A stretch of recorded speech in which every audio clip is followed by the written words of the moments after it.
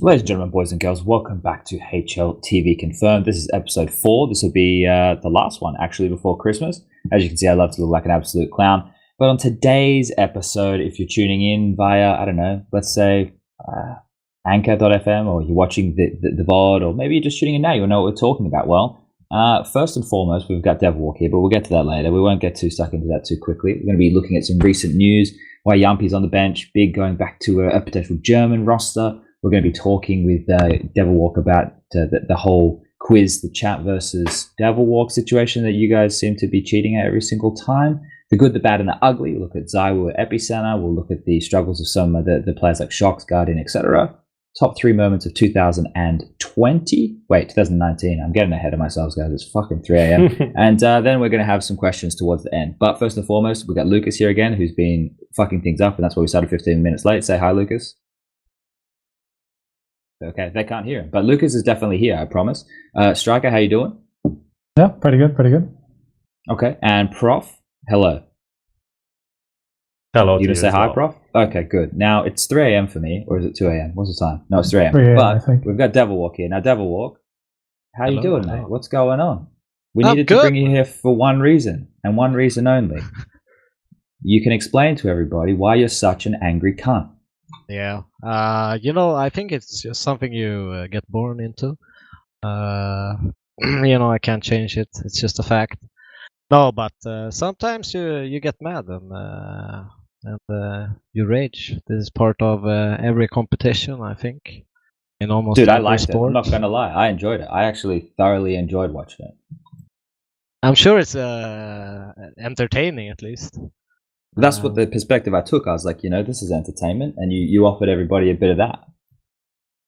Yeah, it wasn't well thought out. Like, let's give them something to entertain them with, even though we lost. No, it was a lot of emotions. I admit I did a mistake. I should not be pointing fingers at anyone, but emotions, they come through, and especially when you're in a high pressure moment, maybe you expect more than what you gave, and things didn't go the way we wanted it. So what we probably should do, just the funniest thing about that was just like Maden just like looking in the distance, like completely not even. It seemed like he was totally unfazed about it. Did that even tilt you even more? No. I think. I mean, what can you say? I mean, I'm obviously mad. I'm screaming. I mean, nothing he says will probably. He said a few words, and we talked it through. I was very emotional at the time because I'd sent something that I thought was ignored completely. But this wasn't the case. That he intentionally. He had no intention of doing that. So we worked it out, and I obviously apologize for. I don't want to bring bad things to any players. If there's anything that should come bad, that should be pointed towards me as a coach, never against a player. What I want to do here just quickly, because the time has already started for this conversation we're going to have with you regarding you and your career and everything. So I want to give viewers at home who maybe have only started watching Counter-Strike in the last few years a bit of an idea. Devilwalk, for those who aren't aware, played in for the fnatic roster in the first major, and they won it. They upset NIP, and I was one of the only 7 people in that entire Swedish arena cheering for these motherfuckers. Then for a period of time, you obviously went on. You were a coach for fnatic, and then you had a little bit of a hiatus, some time away from the game, and more recently, you're back coaching GODSENT. So what we can do is what we move into how coaching was when you were in fnatic, and then how that compares to today, and what's kind of changed. Can you give us like a bit of an insight on that?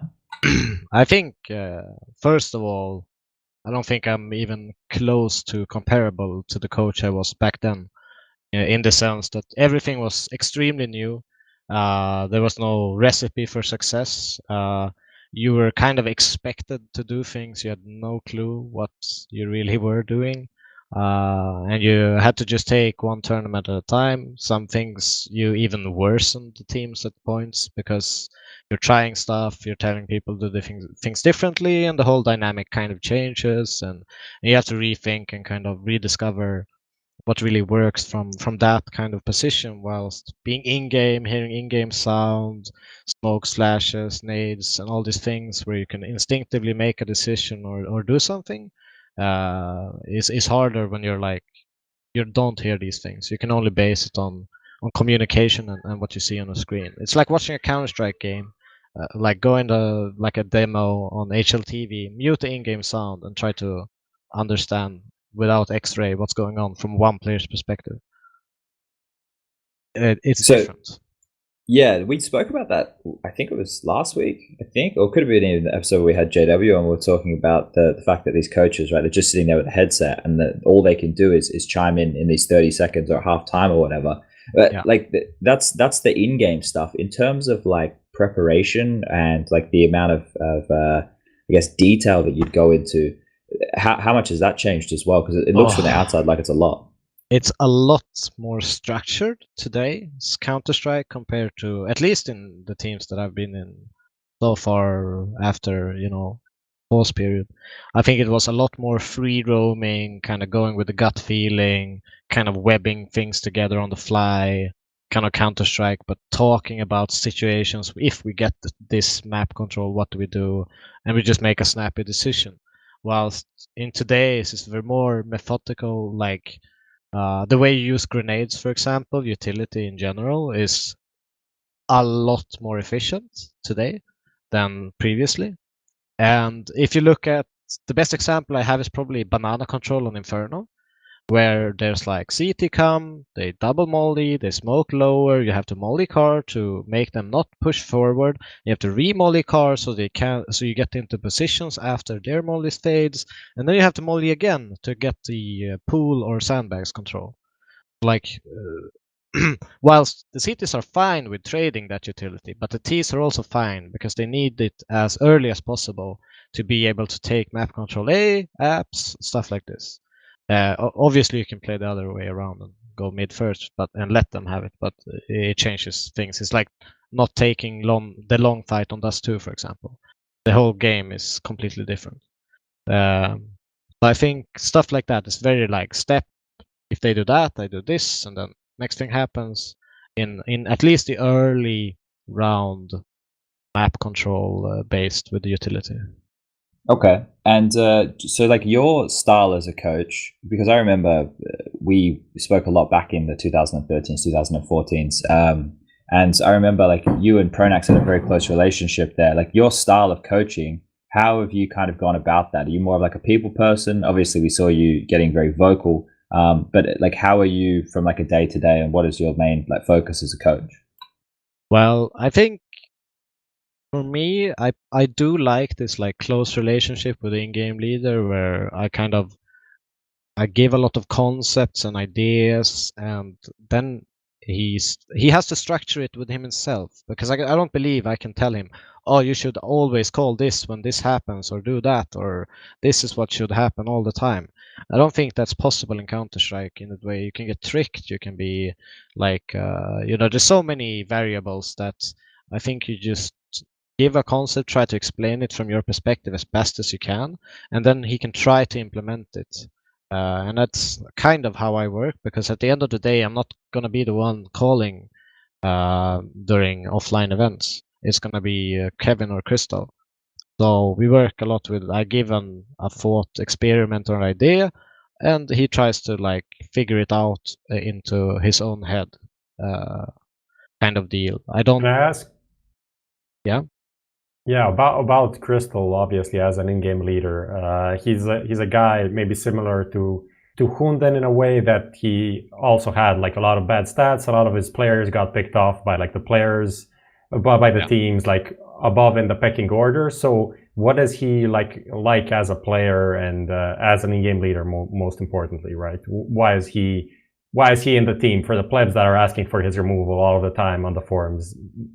You now have the opportunity to say something, right? First of all, kRYSTAL is probably one of the hardest working people in the scene. Like, I don't think people can even imagine how many things. We have to slow him down. We have to say like, no, you're bringing too much to the table right now. You just chill down. Like, he's doing research every night. Even during most of our time in No Chance, he was coaching Big Academy at the nights while we were playing daytime. So we would be like practice theory 12 and 13, and then we had practice in 20, and then 21 he would do coaching for Big Academy. So like he's incredibly hardworking. He brings a lot, and I mean he's a big part of why we are successful. And people have to realize that in-game leaders, they're not aware you can just pick and choose out of anywhere anyways.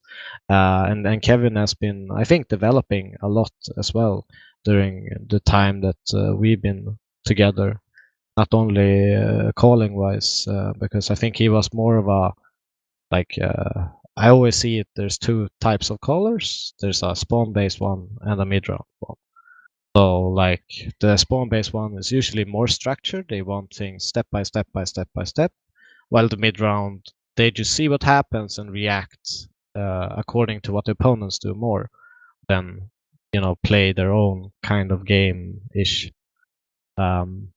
Whilst I think we've been trying to transition him into more of a mid-round caller, while he was a spawn-based one before. So it takes a lot of work. Sorry, man.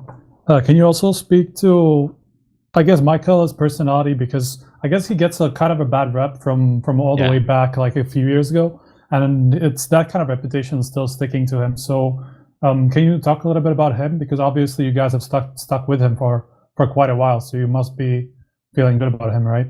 Yeah, I mean, honestly, I mean, this is his project. This is his team. He created this mixed team back in, I don't know, is it October last year or something? 2018? Something along those lines. After Chaos. And he played with a bunch of players like Kiyoshima, Scream. They had Haji for. There's so many players, I don't even know. Frozen was there Frozen, as well. Okay, like Crystal. SP wasn't there. SP was in the other Scream was there. Yeah. XMS was there for a second, I think. I think even like XMS and stuff like this. But anyways, like he created it. I think he gets a lot of bad rap because he looks aggressive when he talks. Like it's almost like a Balkan way. If you know what I mean when I say that, like it's not as aggressive as it looks, and from the outside, without context, it can look way worse than it actually is. Because Maikele is a very he's a good guy. If someone, for example, if we have our team and we feel like one guy is kind of outside the group, Michael will be the first one to point it out and bring him into the group again. You know, because we obviously want to avoid these two people go and hang out here and two people go hang out here kind of deal, which is very normal in a team, that it kind of ends up that way naturally after a while. Yeah, that was a little bit like in fnatic with you guys in the early days, right? I know you and Pronax got along quite well, and then you had JW and Flusher getting along quite well, and that kind of stuff. That's when you get them rooming together, and then people start talking about this guy not doing this, and then you stay away from all that fucking bullshit. But Lucas, let's add 5 more minutes on the timer. Let's steal that from the playtime end of the show, because we've got a little bit of a looser one that we can go with here today. We still want to talk about a lot of things with you and Smashed and GODSENT and all this stuff, so we'll try and milk as much out of this as we can. So you guys had a period of time there, quite a lengthy one, without a salary. How does that affect the work ethic? Does it make the work ethic stronger and harder because you're doing things for free or with the goal of trying to get a salary, or is it counterintuitive because you have to go and find a source of income elsewhere and you can't dedicate as much time as you would need? I think it goes both ways, but in waves. It's like at the beginning you're working, I think, extra hard. Like the first 6 months, you're constantly working. You're putting in more hours because, if we just get a few ranks or we do well in this tournament, maybe people will see us and see any potential in the squad we have that we felt that we saw. But it's also that, I feel like it's more about stress that can affect either relationships within the team or stuff like this, because some players, they couldn't pay rent, they were 3 months late on rent and stuff like this, and this puts stress and pressure, and you get more annoyed and you start fighting a bit more and stuff like this. So I think it goes both ways, but it depends what situation you are at. You know, if you're living alone in an apartment, it causes a huge amount of stress, and they have to start looking at other options in case it doesn't work out. Whilst if you're like have a living situation where you're like, I personally I live at home. You know, we have a big house, and I have all the space I need. This room, for example, when I work, no one enters.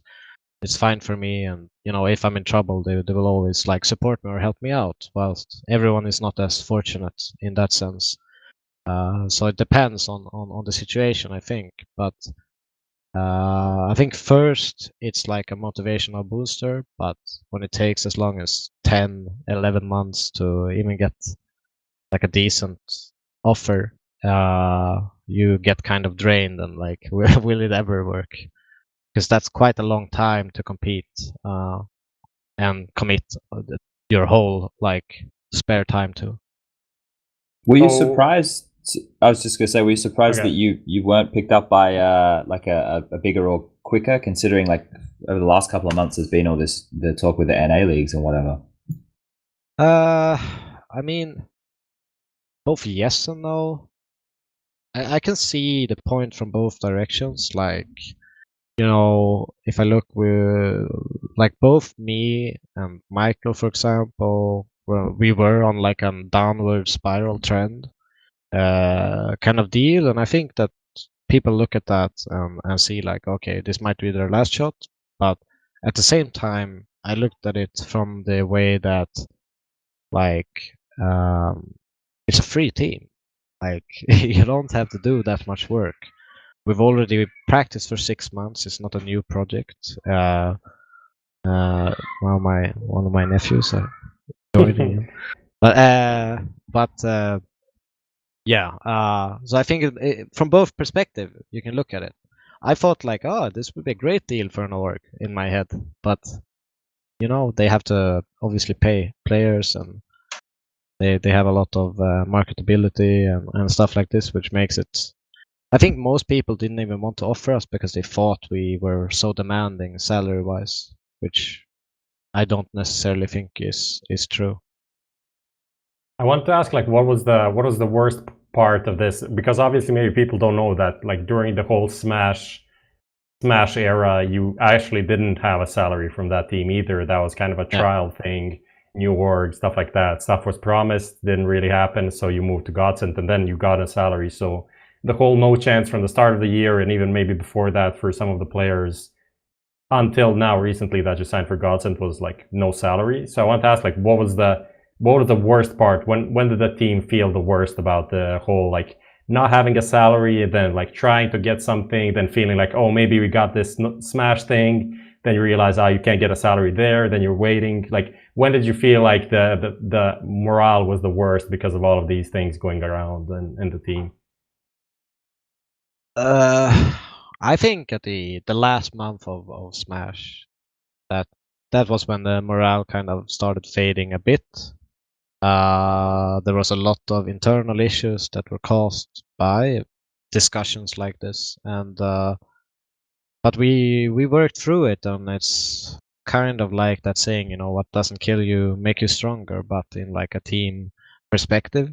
Like, if you can pull through some difficult moments, it really does make your bond and like you as a unit and as a team a lot stronger and more understanding of each other, going through difficult periods and good periods, and you have more of a broad sense of how people act and are in certain scenarios, which builds trust if you don't disapprove too much.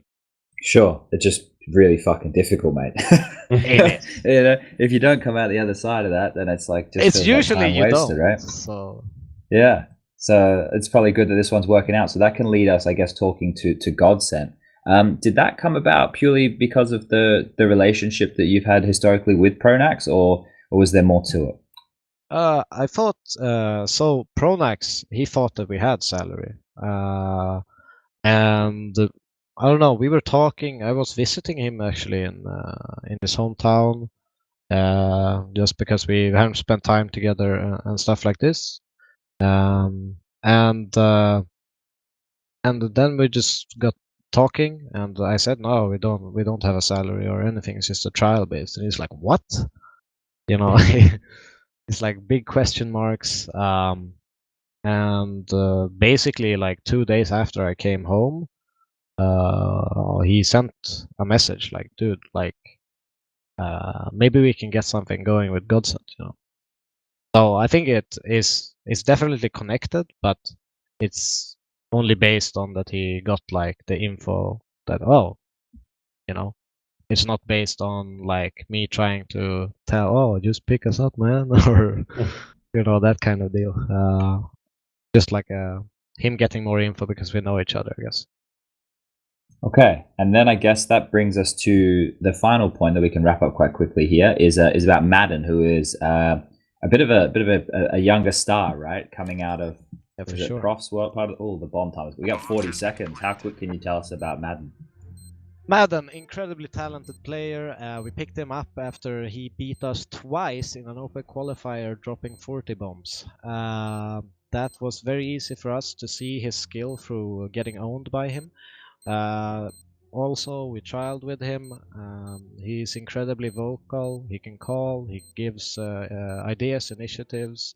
Also likes going first, which is something we needed. We need an aggressive player. So we enjoy playing with him because he can bring us more into the 4v4 CS, which we enjoy rather than the 5v5. Wow, okay. You did that very succinctly. That's perfect. All right, I'm happy with that. Well, we've actually stuck to a segment, so I think that some kind of celebration should happen. Maybe we get a pay rise. Technically, you did add 5 minutes on top, so yeah, I get the liberty to do that. You know, it's like a game show host. I'm like, you know, I don't know what game shows you guys have in your parts of the world, but it'd be Eddie McGuire from Australia, and I do whatever the fuck I want. I guess that's how everyone can relate to whatever you just said. Eddie bloody McGuire. But okay. We got recent news coming up, and I forget, do we have a wipe? We do. Okay, let's get into the motherfucking recent news.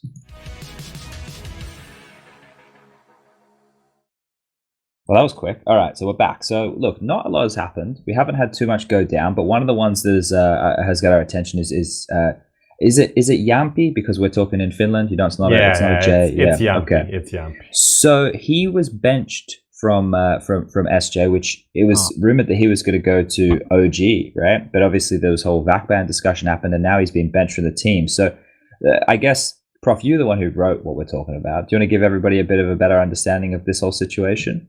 Yeah, I mean, obviously there's been a lot of talk about the VAC ban. No one actually confirmed it, but it's been talked about enough, and no one said it's not there to say, like, obviously there's something going on. So I'm not sure what the exact scenario is. I think from his story, it's something like he had an account that he sold and then got VAC banned, and then Valve's version is obviously that there is a connection between the two accounts, so it's his account. So it's a classic thing that is very hard to prove, and I'm not sure if it's ever going to be proven. So he's kind of stuck not being able to play majors, and even if he can't play majors, he obviously has a lot of value to teams, but until you know where you stand, you can't really like play to your cards, right? Maybe if he's super young, so maybe if he can't play majors, he doesn't want to even go full-time CS. So I think he's kind of stuck with all of these thoughts and issues and things that haven't been really resolved right now. And from what I hear, like from what was officially said, it was just like he moved to the bench and he's going to be helping like the academy team or something like that. And that's SJ's official stance on it. But from what I heard, he's hoping to get this issue resolved and like his name cleaned so he can play majors. So that is kind of where he is right now. Okay, let's do this. So everyone's got their thumbs, right? Devilwalk, you would have been sent a link from Lucas, right? In there's the yay and the naying, right? So let's frame this situation, and what we're going to do is we'll say we either think it's a good thing or a bad thing. So if we'll take it, well, what we'll do is we'll define it from the sense of if he's personally made the decision to do this and step down from the main roster, do we think that that's a good career decision on his part? Like, do we think this is a good move or a bad move from him personally? And then we can talk about that and go forward. Okay. All right. Well, the question, or Yeah, so you either thumbs up it, you thumbs down it, and we can make a little bit of a move. So we got Striker who thinks it's a bad decision. You think it's a bad decision as well. Striker, you were first with the neighing. Why do you think it's a bad choice? Well, I just thought that it doesn't really paint him in the best light, right? Like, unless it just comes out that he actually did manage to clean his name, this is not going to work for him. People are just going to slowly forget about him the longer he doesn't play. So that's why I thought it was not a great decision. And I feel like it's not like a time-consuming thing for him to kind of clean his name. It's probably more on Valve to try to confirm whatever he's saying. So I don't think it's a time-consuming thing or anything like that that's kind of preventing him from playing. So maybe it's more down to nerves and having to focus on too many things at once or whatever it is. In any case, I don't think it's a great idea. Okay. Do you agree with that, Devilwalk? Or do you have some different kind take? of split on this. I can see it both ways. But it also depends on his version of it. Because if he feels like, oh, my teammates really want to go to majors, and right now, I mean, it makes sense because they're leading up to the minor qualifiers, stuff like this. Timing-wise, it's good for his team. Probably a good move for him. It's probably things like it could be good to stream a lot, get a lot of attention, earn money that way. I don't think it's a horrible decision, but I think it's really bad for him in a competitive aspect. Whilst personally, I think it could be a good decision. You never know how it pans out, but I think purely competitively, I think you should more have the stance of just never give up. I'm gonna play until I'm there, kind of deal. And I don't think that, as Striker says, it should be as time-consuming as you can't play competitively. I mean, obviously, it's not that time-consuming. I think it's more of a mindset thing and maybe just a mentality thing. Yeah, because he's 18 now, maybe he still has school, or maybe he has something else going on in his life. If there is a time to take a break, a 3 to 6 month break, I think this is the perfect time. And especially because if he continues playing and he doesn't play well, then that is going to affect him more negatively than taking a 3 to 6 month break at his age. So I think from that perspective, it's better for him to chill a bit and then maybe figure out what he can do and see where he wants to take the next step. So just because we have a bit of time on this topic, maybe we expand it a little bit, because he's obviously not alone in this regard, right? We know that there's, I'm sure if all of us think about our local scenes or scenes that we pay attention to, there's names that we know. Yeah, Tex is one, Tux is one, Ferg, the coaching is one. From Sweden. Yeah, he got unbanned though, right? Yeah, but after 6 years. Yeah, it took him a very long time to appeal that whole thing, but that was it was a ban for a different game or something along those lines. No. I mean, he said it was for a different game in the end, but Valve banned him because they thought it was for CS. It was some Warframe or something like that. He had a cheat for that. So in one way, once a cheater, always a cheater. But in the other way, obviously not banned for this, and we have a lot of people banned for different games that never, and even for 1.6 that are playing CSGO. So that should not be. I mean, maybe it should be, but it's not. So let's have coherent rules in CS:GO. So it's obviously shouldn't be banned. But do we? Oh, so people are saying VSM. Obviously, the swag, VSM, steal, that kind of stuff is a different scenario. That's obviously to do with match fixing. Who VSM is. He's a Brazilian player. Plays for Daytona. Yeah. If he wasn't back banned, you definitely know about him. Yeah, it's just he's a good player who unfortunately is kind of hamstrung by this. But I think the question that maybe we could have a discussion about here, because I think this conversation we're going to have about Big and Sprout coming up next probably aren't going to be super long. We'll make this one quick. I'll give everyone a little bit of time. So we'll start with Striker. How long, or do you think it should be permanent? If you get banned for cheating, what do you think the punishment should be? Oh, okay. Big question. Man, this is something that I've been thinking about for a long time, because this has obviously been a massive point of discussion throughout basically all of CSGO and even in previous games. But honestly, I don't really sign off on the once a cheater, always a cheater thing. You have, sure, it's a little bit different in gaming, where when you cheat, you get an insane advantage, right? Depending on what you use. But in the worst case scenario, you can just headshot people with one bullet all the time, right? So basically that's it's much worse than whatever you can do in sports and stuff like that. But even the worst punishments in sports don't even come close to permanent bans, right? unless it's something just absolutely atrocious, basically. So like a few years for me is fine, honestly, as long as, I guess it also depends on the context, like how much, where, like what kind of competition they cheated in and stuff like that. But I think a few years is fine. Yeah, I mean, So for me, if someone... Should we set a context just quickly though before we go forward? Like, let's say we're talking about someone who we'll set two frameworks. Just a matchmaking game, for example. Exactly. Should that so be let's set, punishable as a competitive game? Let's set two different frames here. Let's set one that's a sense of exactly that. If you cheat in like in a public server or a matchmaking game or something that doesn't have the flow and effect of a competitive thing, or if we're doing like one where you've cheated at a LAN event, whether it be a BOOC like it used to be back in the days, or you've actually maliciously tried to cheat at like a proper tournament. Anyway, get back to your point, Prof. Yeah, I mean, now that you added that, I think it should be like a couple of factors that add up in some way. Like if someone cheated as a 13-year-old on matchmaking, which was the case for like Texta in Australia that plays for Chiefs, that was for Jamppi if he even cheated, if it was his account at the time, it was for VSM as well. Like they were all about 13, 14 years old when those accounts got banned. I think those guys should be like at age 18 should be able to play other like everything essentially, like 2, 3, 4 years.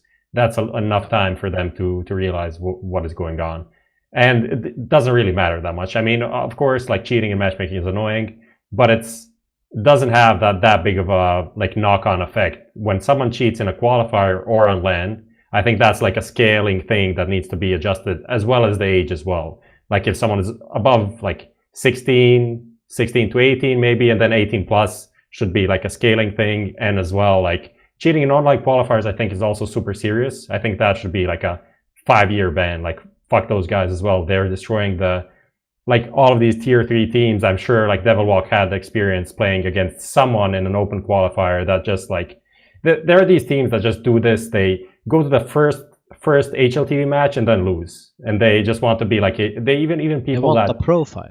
They want a profile. Like even people paid people to like cheat boost them into HLTV to get a profile. Like that is a thing, and people somehow maybe like blame HLTV for that, but it's obviously just people that are fucked up. But so yeah, that is also for me like a serious offense, because that run into the closed qualifier, the first level of open qualifier in HLTV, they beat an LDLC, they beat No Chance, they beat like people that if they get to that's their one chance to get to a like DreamHack Open, to get to points, to get like to the next level, and they fuck those people up. So that should also be like serious. And then on LAN, of course, I think that's like a perma and fuck you.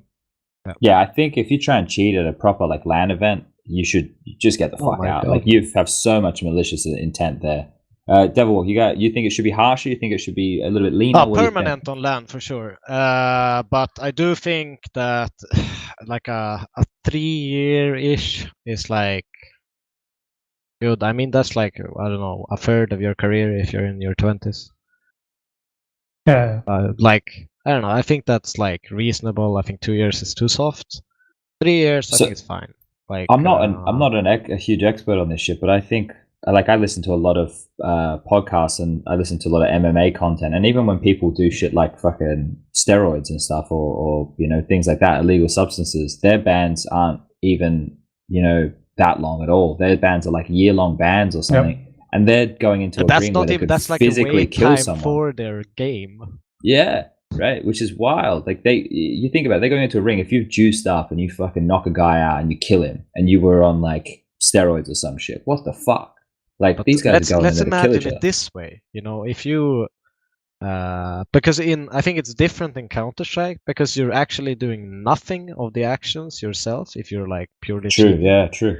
It would be like having a fucking mech doing all the fighting for you or something, whilst, in Counter-Strike, yeah, you just inject it and it's not you. Like, it has nothing to do with you. Like, not even the knowledge, nothing of your movements. It's just based on what you see. Because you have all the information. So, I don't know, I see it a bit different, but it's also like, I'm pretty sure that most people that is in MMA, at least from the olden days, all did this. That's true. But I think it's like a transition period for them as well, to like not punish the whole like market itself.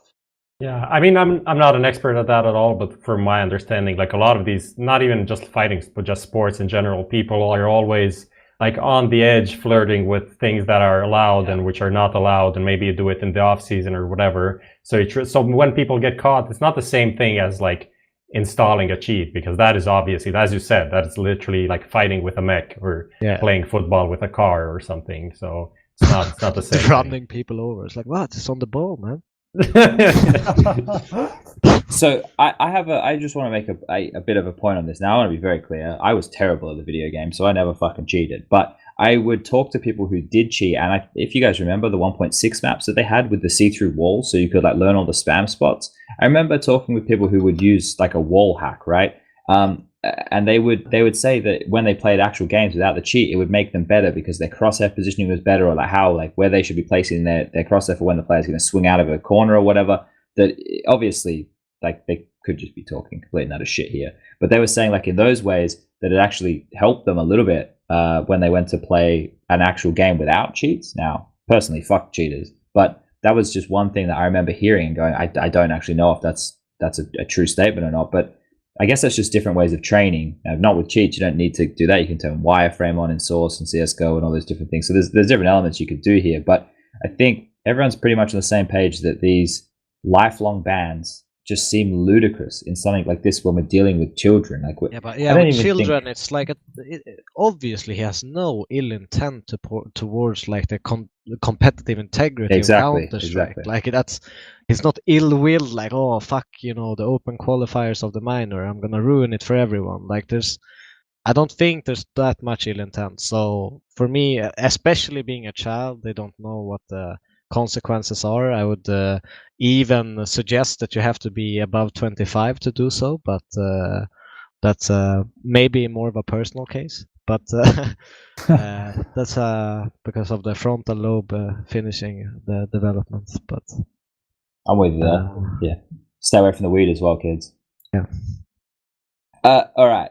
Let's wrap this one up because we went a little bit long on that one there. We added a bit more spice to it. We're going to go into back to a German roster. Now, for those people who haven't heard the rumors, there is a rumor that syrsoN, the AWP player for Sprout at the moment, and Keto, who came up through the FPL, and then he got an opportunity to play on Sprout, that those two individuals would be going to big. Now, the assumption is there that it would be replacing smooya and that of Xantares, so they're back to a full German-speaking team, which would mean they'd keep Nex and Tizian. Do we think this is a good idea? Let's get those fucking thumbs out again, boys. Yay it or nay it? All right, well, we've all said yes. We've all said yes. Does anybody want to take a devil's advocate position on this one here and maybe argue a reason that it's not a good idea? I'll give you one. Okay. The only reason there's a devil over here. Devil, I don't know which this way. The only reason it would be a good idea is if we took a teleporter and did it 6 months ago, or like a bad idea, and then you'd go like full international. Like, don't always have 3 or 4 Germans in the team. Like, actually, have TabSen, you have some Taurus, smooya, like get some, I don't know, Kyoshima and someone else, make it like a full international, not this half-ass stuff that Big has been doing for a while. Yeah, I think Big don't want to do it because of the fan base, because they are really a big thing. Like, their organization is big in Germany, and they live off the German market and the German sponsors and all of these things. So yeah. I think that's why they kind of force having at least 3 Germans in the team, even if they're not speaking German. But yeah, I think it's a good move just because like this team has not been good. It has simply not been good, and obviously it has always been it's been an issue. Like, this team has went downwards since they added Xantares, and that was since they kind of went away from the GOB style of full tactical, super cool, in-depth, crazy grenades as execute style, and they kind of lost. I hate to say it because it kind of became a cliche, but they lost their identity and tried to be something that they're not. And now they have TabSen in-game leading, who also hasn't been playing that well because he's in-game leading, obviously. And smooya, Xantares, languages, all of this, and it just... I think they need like a good in-game leader, and then they can do anything. And that's why maybe I agree, like, from why this isn't a good move, because they could probably find an in-game leader easier if they stayed international than if they went into fully German lineup. I know a good German in-game leader. I was going to say that. Yeah, see if you can poach kRYSTAL. But STYKO, you got anything to add on this one? No. But Prof mentioned what I wanted to point out was to add also one thing after. Sorry. Okay. Just one thing, and it was about s1mple specifically, which Prof already mentioned. That's like it would be best for him to move away from the in-game leadership role, and which is probably not going to happen with this move, unless there's something I'm not realizing. That one of those two could probably pick up the in-game leader position. Yeah, I don't which is think so. probably not going to happen. Spiddy was in-game leading in. Yeah, exactly. In the so team. In that case, that's my reservation against this move specifically, because it still keeps the main star of the team, which is obviously s1mple, in check with the position. So yeah. And I wanted to argue that k2 and syrsoN versus smooya and Xantares is not a downgrade skill-wise. Yeah, I agree with that though. At least at the moment, Xantares in the last year, maybe Xantares in 2017 would be. I don't think it's a downgrade. I think it might even be an upgrade, because with all respect to k2, he's insane, but syrsoN, man, syrsoN is really good at Counter-Strike. He's an incredibly good ARPer, and I've played with him against the teams that he's been in, and it's always about avoiding that guy. Like in every team he's played in, because he can really turn a game on his own. Here's a quick one. Imagine s1mple going to OG. And anyway, on that bombshell, yeah, we got to get s1mple out of prison. Where the fuck did that come from? We got to get him out of prison. He's in just a dream right now. But we have, I don't know how much time we have left. 40 seconds, even less. Oh shit. Okay, well I can't do the thumbs, but we'll thumb up, thumb down this one here. Obviously there's a rumor about oskar potentially going to Sprout. Is oskar's career over, yes or no? I'm putting thumbs up. Oh, okay. Which is I can't do it because it's not... I'm doing a no. I'm saying no to him, just in case. I don't know why it's not working. I'm very my chip died. So it's all dead. But that's fine. We got a couple... everything's falling apart. Lucas is putting out the fires. You're the only one who said yes, as far as I understand. Yeah, the reason I think it's over is because he's getting old, and there's obviously issues that people cite with him, unfortunately, even though I think he's a good player. But it's just like, if you're going to go play for Sprout, then you're just getting a paycheck. And if you want to do that, that's cool. That's fine. But go to China. Do what Mo and Dosi are doing. Don't I want you to define career, though. Well, I think him playing within the tier ones, playing against the best teams in the world, being the best that he could still possibly be. Yeah, that's a bit of a different scenario. I'm not entirely sure about tier 1. Maybe, I don't know. Depends on somebody. Honestly, obviously, mousesports or even Sunny wanted to keep playing with him after. Oh, there you go. It actually started working for some reason. But what I wanted to say was mousesports kind of came to his defense recently, right? Because of the stuff that had been said against him, that from reputation and stuff.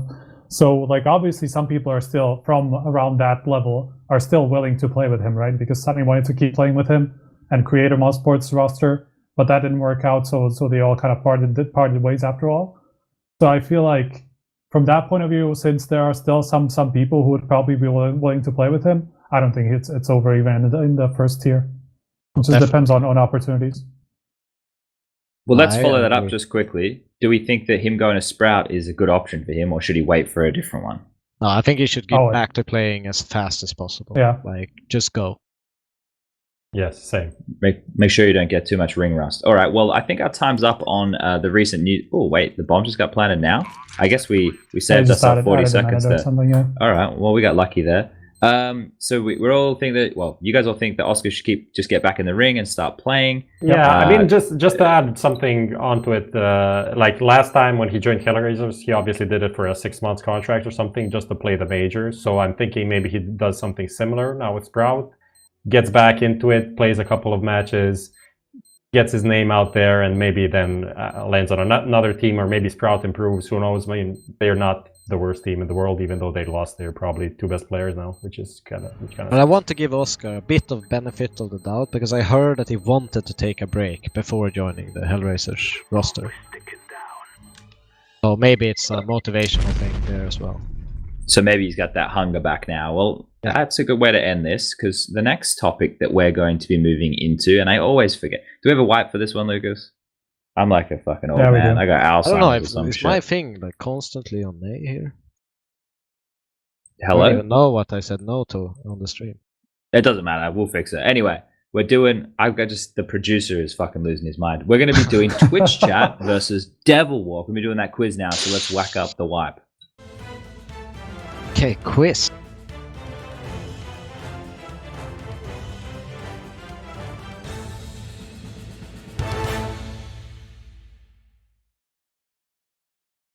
All right, so right now, I don't know if you've seen this, Devilwalk, but we've been doing a quiz where Twitch chat basically just cheat, and you have to try and beat cheaters. So it's a pretty difficult thing to do. Not easy at all. Bubsky lost last week, so let's see if you can at least draw. Because if you can draw with him, it means we'll give you the win, because Twitch chat are 100% Did you just ask gonna me cheat. a question and I answer it? Or? I think it sounds like everything's broken. Lucas, you want to talk? Can people at home hear you? I think, yeah, they can hear me now. Okay, well tell them what's going on. What's the problem? Tell them what you fucked up. It's all the Christmas stuff. It's ruining the show. I need to do great. some Okay, well, cleaning till next year. Christmas ruins everything, so that's fine. I'm a fucking Grinch. All right, yeah. So I'm going to ask you some questions. You're going to have multiple choice. I'm going to read them out so anybody, audio listeners, will be able to see what we're doing here. So you ready to kick this one off? Yeah, sure. All right, let's fucking do it. Let's Not get this getting one started. smarter. Okay, which player had the most top 20 appearances in CSGO? Was it A, MBK? Was it B, Scream? Or was it C, Happy?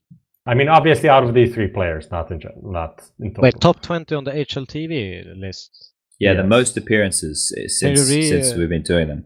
Which MBK player is- had the most top 20 appearances in CSGO? MBK, You should be Scream, able to, or to Happy? click it. I don't know, MBK? I have no clue.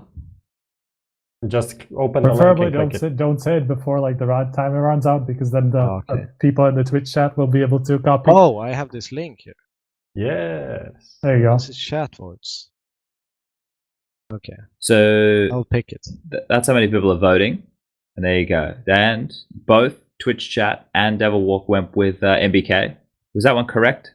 It was. Okay, so you're tied right now. This is not too bad. It's a good start. Question number 2. Coming your way here.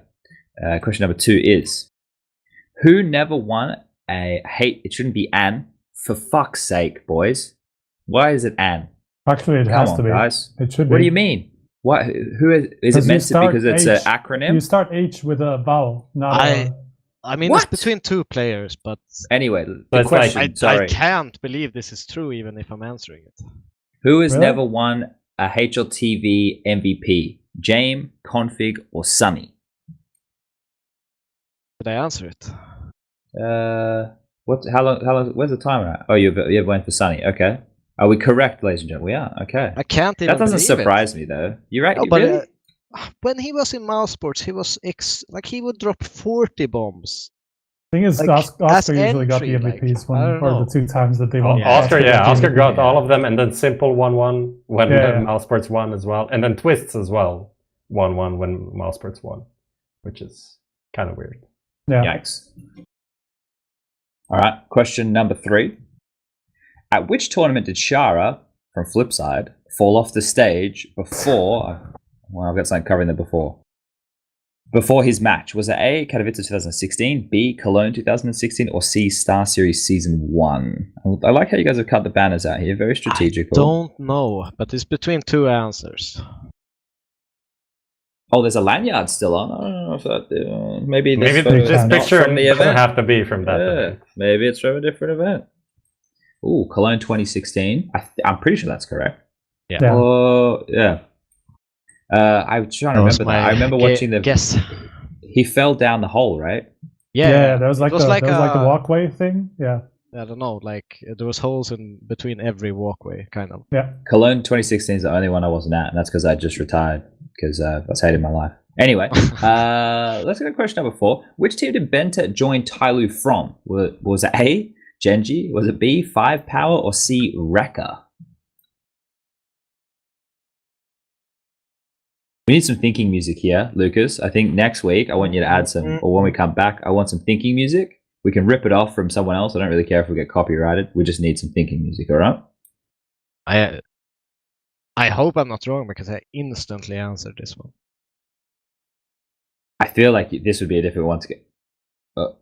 Okay, HLTV, the viewers. Oh, you've gone with 5-power, and the viewers have gone with Rekka. Now, Bentet's not actually Chinese, so if he was playing for 5-power, that could mean a lot of things. Anyway, let's reveal it.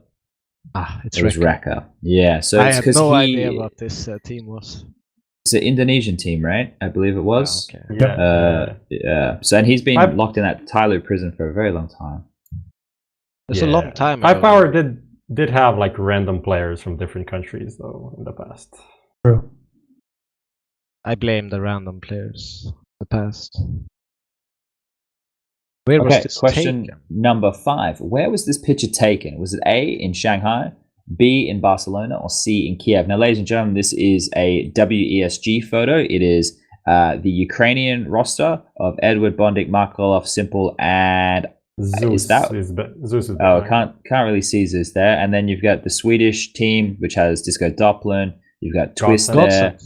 Freddy's there. I have no idea what this one. And then on the left, you've got the Turkish team with Zantares. You've got Engine there. You've got Calix. I can see Kane with his smug little grin in the background as well.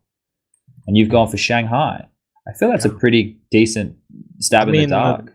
No. Everyone was wrong. Okay. I'm fucking awesome. I had against everybody. I'm glad.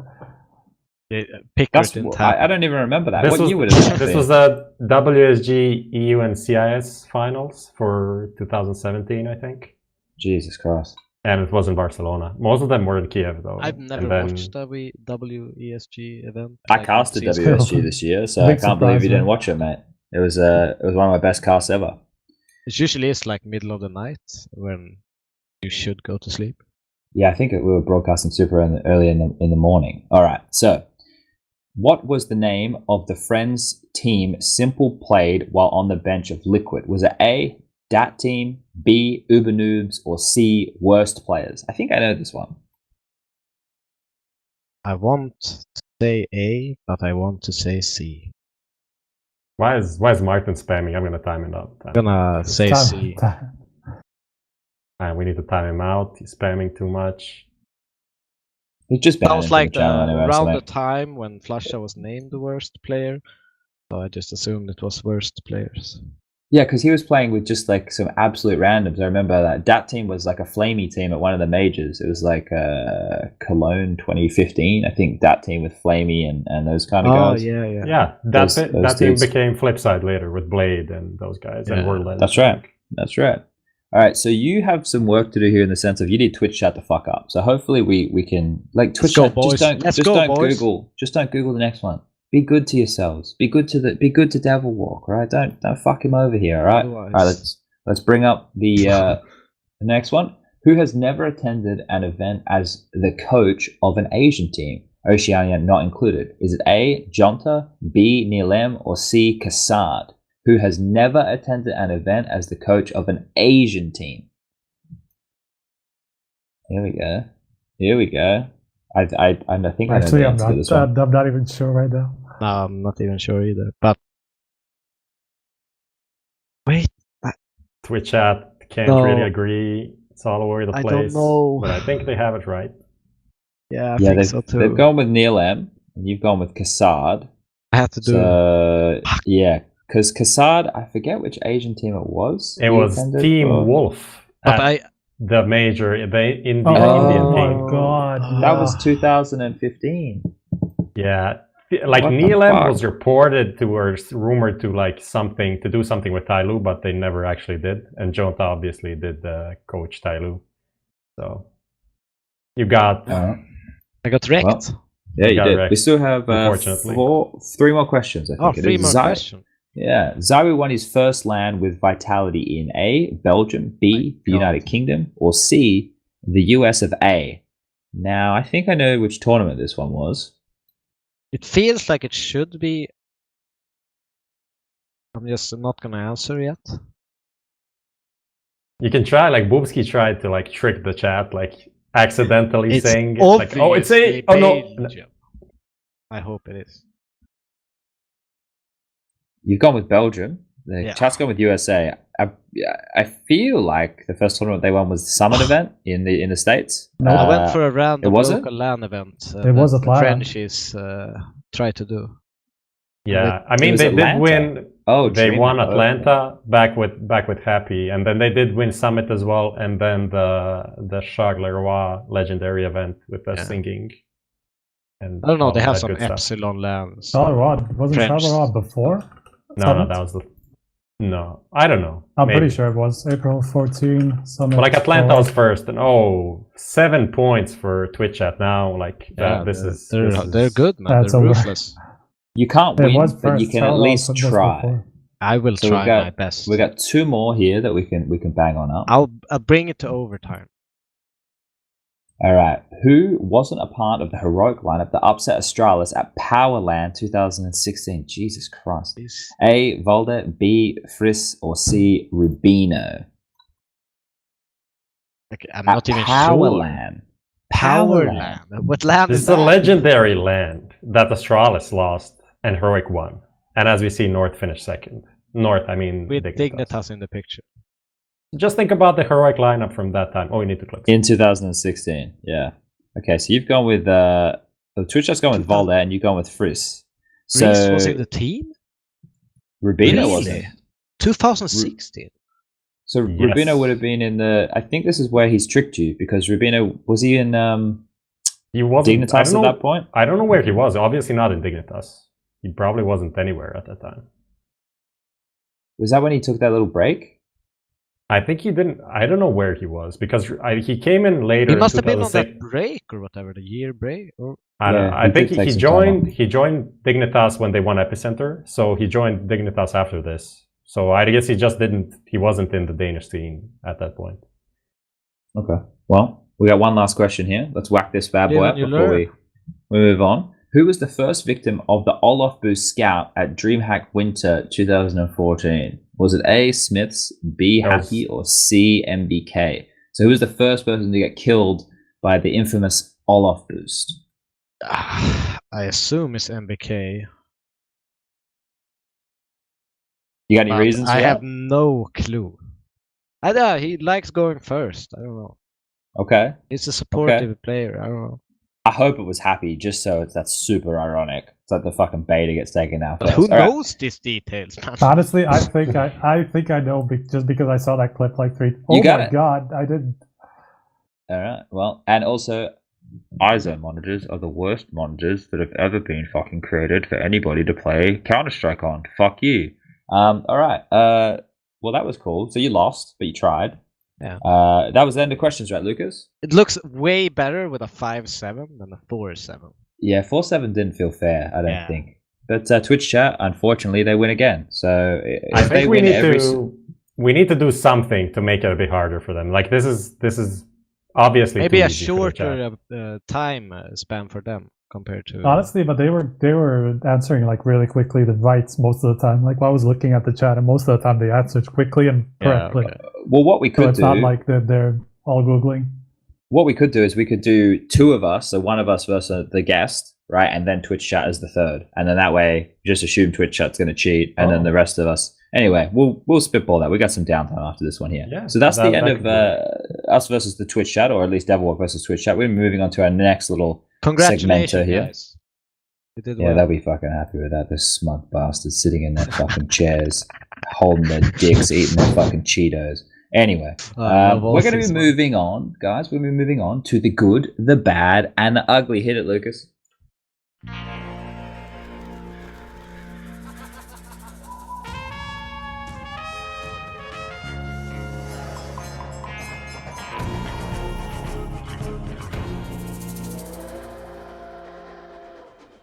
All right, guys. So we're going to be starting with the good here. Now, for those of you who don't know the good, the bad, and the ugly, basically, it's an old Western. It's a great flick. Go and watch it with your Cheetos after this. But we're going to be breaking this down into different topics to look at. And the first one we're going to be going with is obviously the good.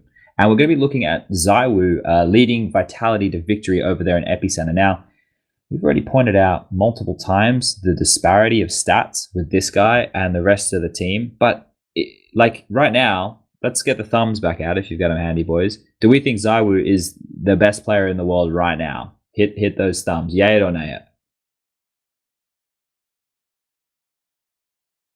Yeah, okay, so we're all in agreement here. Devilwalk, you're someone who probably gets to practice against these guys. Is he just as insane, or if not more insane, in practice? No, I think he's always good. But like as you had the question, if he's the best player, I think stats wise, yes, it's hard to argue otherwise. I think he has the most impact team wise, probably. But I still like in a kind of like a discussion. I have to flag. I'm a Device fan. Okay. So even though I know how good he is, and I can't really argue against how good ZywOo is and the amount of impact he brings, in kind of a selfish, weird way, I'm still rooting for a Danish person. So you're saying Device top one? I think because of I don't know.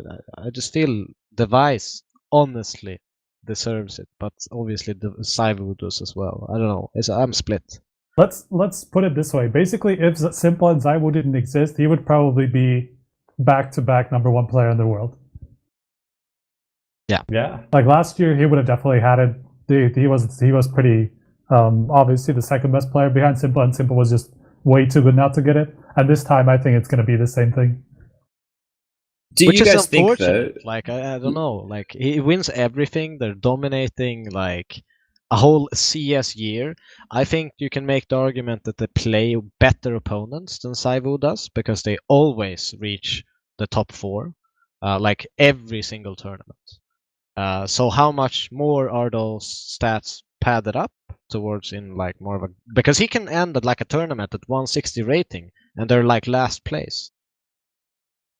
Do we think though? So like this is different. This is a conversation, right? These are one of the ones that you'd have around like a table with some mates and a couple of beers and stuff, because they're the conversations that you need to be able to define and back up in the same way that you're saying. But I think a clear one is maybe the difference in structure of s1mple's teams and ZywOo's teams compared to Astralis, right? Like we obviously know that Astralis are the best fundamental team in the world, and the way that they approach the game obviously allows for consistent playstyle. And Device is like, out of those 3 names, when he's obviously, if we said all 3 of those guys were primary AWPing, when they run into a bomb site, Device is the only one every time dropping the AWP to pick up an AK, knowing that he has to take a close range duel. The rest of the guys are going to go in with the AWP and try and fucking no scope, flick 360. Like they're going to go for more of like a flashy. Yeah, they'll go for more of like a flashier play, whereas Device is always doing the fundamentally sound play. And that's why I think probably from a coach perspective, like where you come from, or an analytical perspective, like where we're sitting on the side of the fence, we look at Device and we go, man, like he is doing the right thing all the time. Whereas what ZywOo and s1mple do, they're like, we'll make it topical, it's Christmas time. They're like Jesus Christ walking across water, or turning, water into wine, or coming back from the dead. Like they'll do plays that we didn't even think were possible in moments that we didn't think should be possible. Do you think that is like a differentiating factor or like criteria when we're defining like best players in the world, or looking at how good someone like ZywOo is? I mean, do you think Device can do what ZywOo or s1mple can do? I think is probably is a good way. And like you could do that vice versa as well. Yeah. Okay, I have a hard time seeing both ZywOo and s1mple doing exactly what Device does. But I do think it's possible Device can do it. I'm not saying in the same sense, but if you look at Device role, it's not as free as a ZywOo or s1mple. Like, he does what he has to do. Like if they split yard, he's just gonna hold that peak because he knows that his rifles are focused on other things. Even if it doesn't come a person there for 20 rounds, he will make sure no one flanks them from there. Or like, whilst like look at a ZywOo, it would be just like, okay, he's been doing this, can you come and kill him? That's how I see his rotations on the map. It's like one person is hiding, sound checking, and he says like, ZywOo, come here, he's doing this, and he just goes and pre-fires, and it looks fucking insane, but he's obviously had info before that he is doing stuff. Otherwise I don't see really how they would make that play, but yeah. But I do think it's possible, but it also having a playstyle and someone with like a mega free role, it makes it a lot harder on the other fours as well. They have to take responsibilities for map control when these star players do their instinctive moves. They leave gaps. They leave weaknesses in your like structure or defense. Even if as a T you're setting up, overpass bathrooms. You want to execute A. There's like a huge risk, a timing of like less than half a second that could completely ruin the round, because you cannot own both banana and toilets. It's impossible. Then you will auto lose as T if you try to control it and go back. It's stuff like this, like just some very like reactive plays, if they're not communicated well, puts a huge risk into everyone else. So let's... you're banking on the kind of the team aspect out. I will always look at it as a team aspect. If you do something, you get 4 kills, but you kill 5 of your teammates, that doesn't make it a good play. But you only have 4 teammates. Yeah, but okay. Yeah. Kill the coach. You got the coach as well. You push him out of the chair. Shot himself in the head after. No, but like stuff like that. Sometimes you see like, oh my god, this is a really good play, but if you really like view it from an out, like it's obvious he didn't communicate this to his teammates, and therefore they assumed something. Or like when you're behind someone, terrorists run up on the bomb site, they're planting, you're behind them and you say nothing and you die and fail and but your rotation guy dies because he doesn't expect someone on site being behind you and stuff like this. Like sometimes it kills your teammates making a play. You have to be aware of stuff like that as well. That okay, he traded 3 for 4. He didn't actually just kill 4. Or like sometimes you can see it from that perspective. At least I see it sometimes. I'm not saying ZywOo does that, but I think it's something you can think about. So I definitely get that standpoint. But what I want to do is, Striker, do you have anything like a positive thing to say about this whole ZywOo situation? Because if not, we'll pivot it towards the bad. Not particularly, no. Okay, so what we'll do is I'll pivot this towards the bad now, ladies and gentlemen, because we'll move into the next point. I think that for the good of it, we all know ZywOo's a fantastic player. He did exactly what he needed to do to get him to this point. But we'll pivot the vitality topic into the bad. Is this a sign that vitality live or die by ZywOo? Does everybody, we'll get the thumbs back out. Do we think that this team in this current iteration with this roster, no matter what they do, it's just going to be the ZywOo show? Because they all talk about, we set him up, we throw flashes for him, we do this. But this team right now, it's like, sure, guys are doing their roles, they're playing their spots, they're doing their stuff. But if one guy has to come out and pull out so many rounds that he's single-handedly winning, is the team working? Like, is this the way we want the team to function? Oh, that's how. Okay, so what's the actual question then? Does this team live or die with ZywOo, or was it the second thing? Can we even the second thing? It doesn't really out a player. Like take a good player from another French team or another French player, swapping out. Let's say we would take a G2 player. Put Kenny S instead of ZywOo. Put Kenny S. Okay, even. Kenny S into ZywOo's role. Would they vitality actually work? I think I want to say this tournament showed that they don't live and die exclusively. I mean, they wouldn't even win Epicenter alone, only with ZywOo, because Alex also had at least one great series, which was against Heroic, I think, in the semis, which pulled them through, and he had a couple of other like decent maps.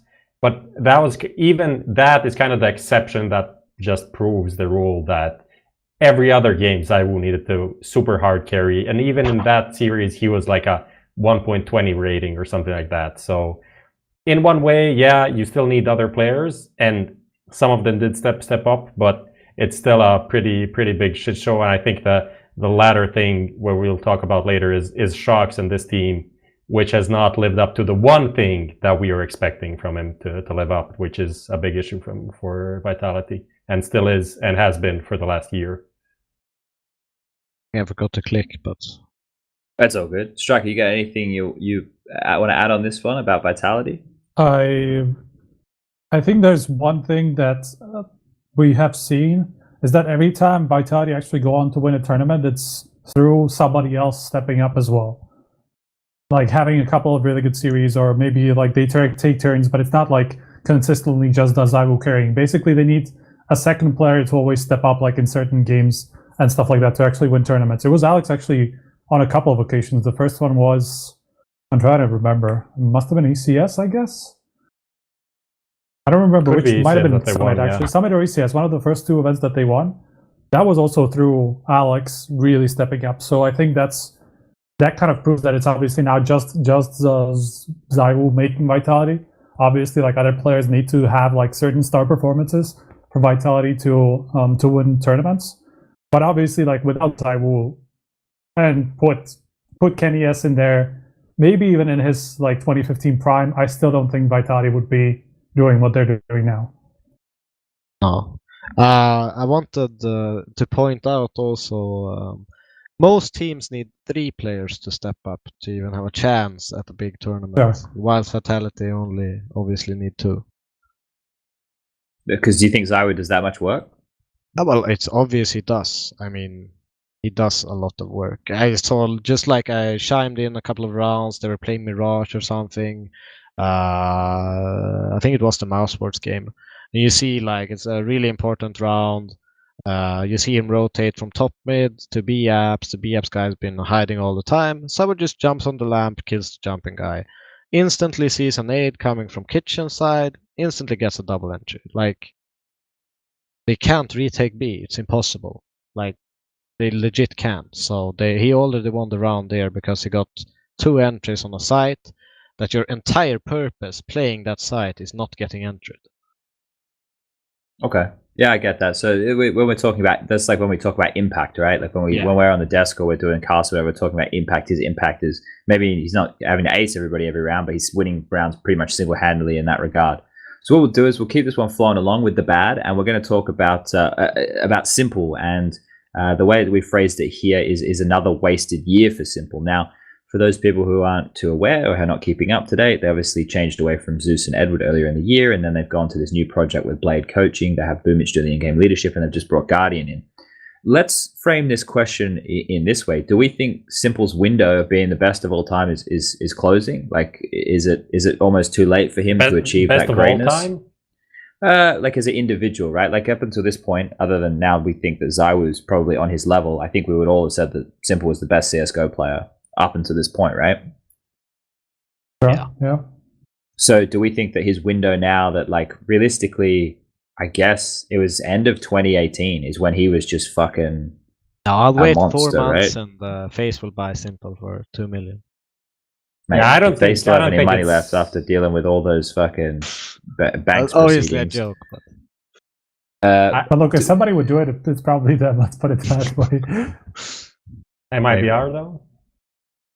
They've been looking at that a couple of times. They already tried to once, right? That's true. So yeah, I don't think it's too late. Closed? I don't think it's too late, definitely. I mean, he's still an amazing player. Still, I mean, depends if the question is if he's still in Navi or, I feel like it's more Navi-based question.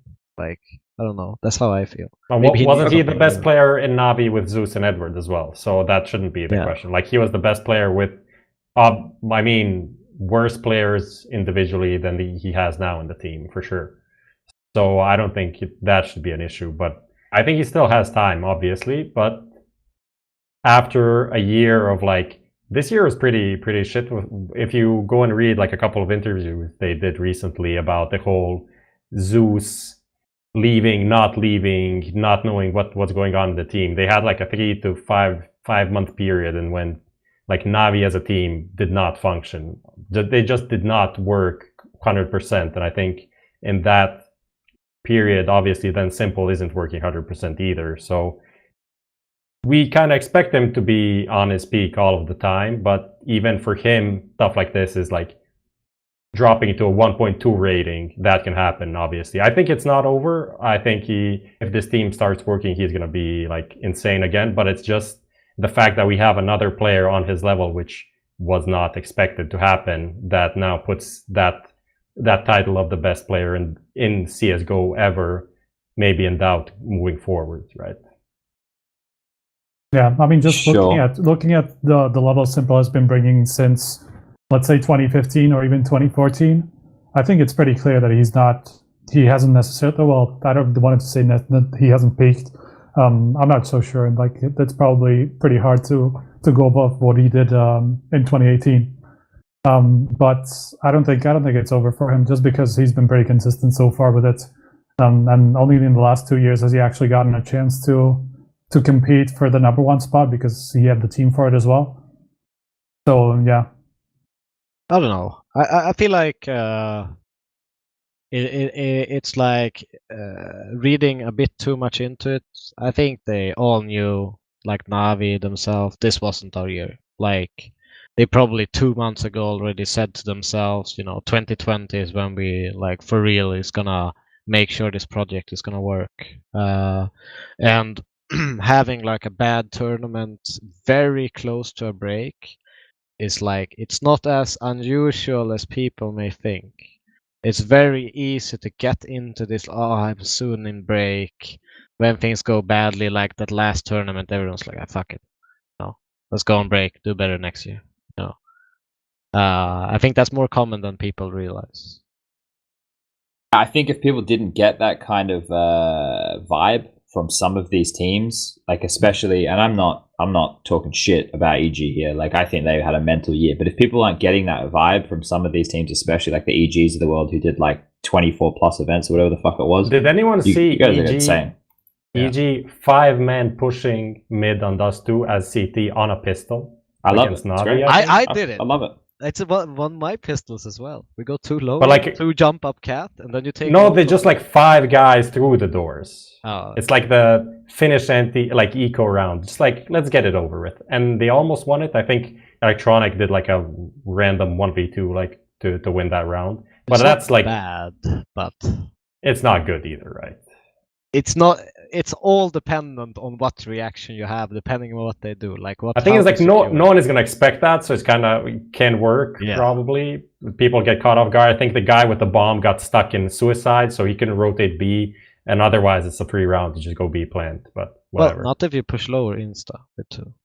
That's the thing. Like this type of stuff really catches teams off guard, just because of how quick you get like multiple people on flanks and stuff like that. Like that doesn't usually happen with pistol rounds, So I think I don't really think that this kind of a play was really showing a certain mindset that EG have, even though sure, like you're probably gonna come up with this stuff like really on the fly because you don't really have time to practice. But I don't necessarily think that it was a terrible idea or a terrible pistol round. I think it can work. I think it's a bad pistol if you know they drop P250, but I think it's a good pistol if you know they don't. Well, I mean, if you have 5 people in one spot, I don't think you care too much about like one guy against you having a P250. I think that's a huge difference. Okay. From T-spawn to mid getting gushed or dead. Well, sure, but I mean, you have 5 people on the other side at the same time. We're so it's discussing the semantics of the pistol round. Okay. And what we should be discussing here is the mindset that it has. Now, as I said on the show before this event came around, that they weren't practicing. Because I'm pretty sure Stan stayed in Europe with his girlfriend, so they wouldn't have been playing at all as a team. Maybe they were playing like FPL or ESEA, Rank S or whatever. The point here is that it wasn't a priority for them to go to that event and win. It was just a priority to go there and finish their commitment, right? So what I want to do now is move into the ugly, because we've got about 10 minutes left, and I think that this one here is probably going to be the longest one out of all of these, and that's looking at the stars who are no longer shining. So these are the Guardians of the world, the Shoxes of the world.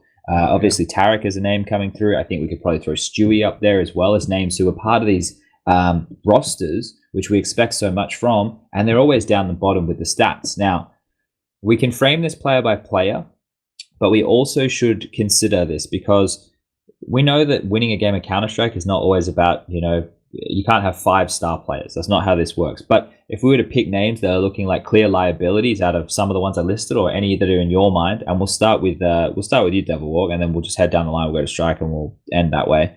Is there a name that sticks out the most that isn't contributing and it's hampering the team from being able to win? Well, right now I would say it's Guardian. But I don't know. I want to always try to see why is it that way. What could the possible reasons be? switching from English to CIS again?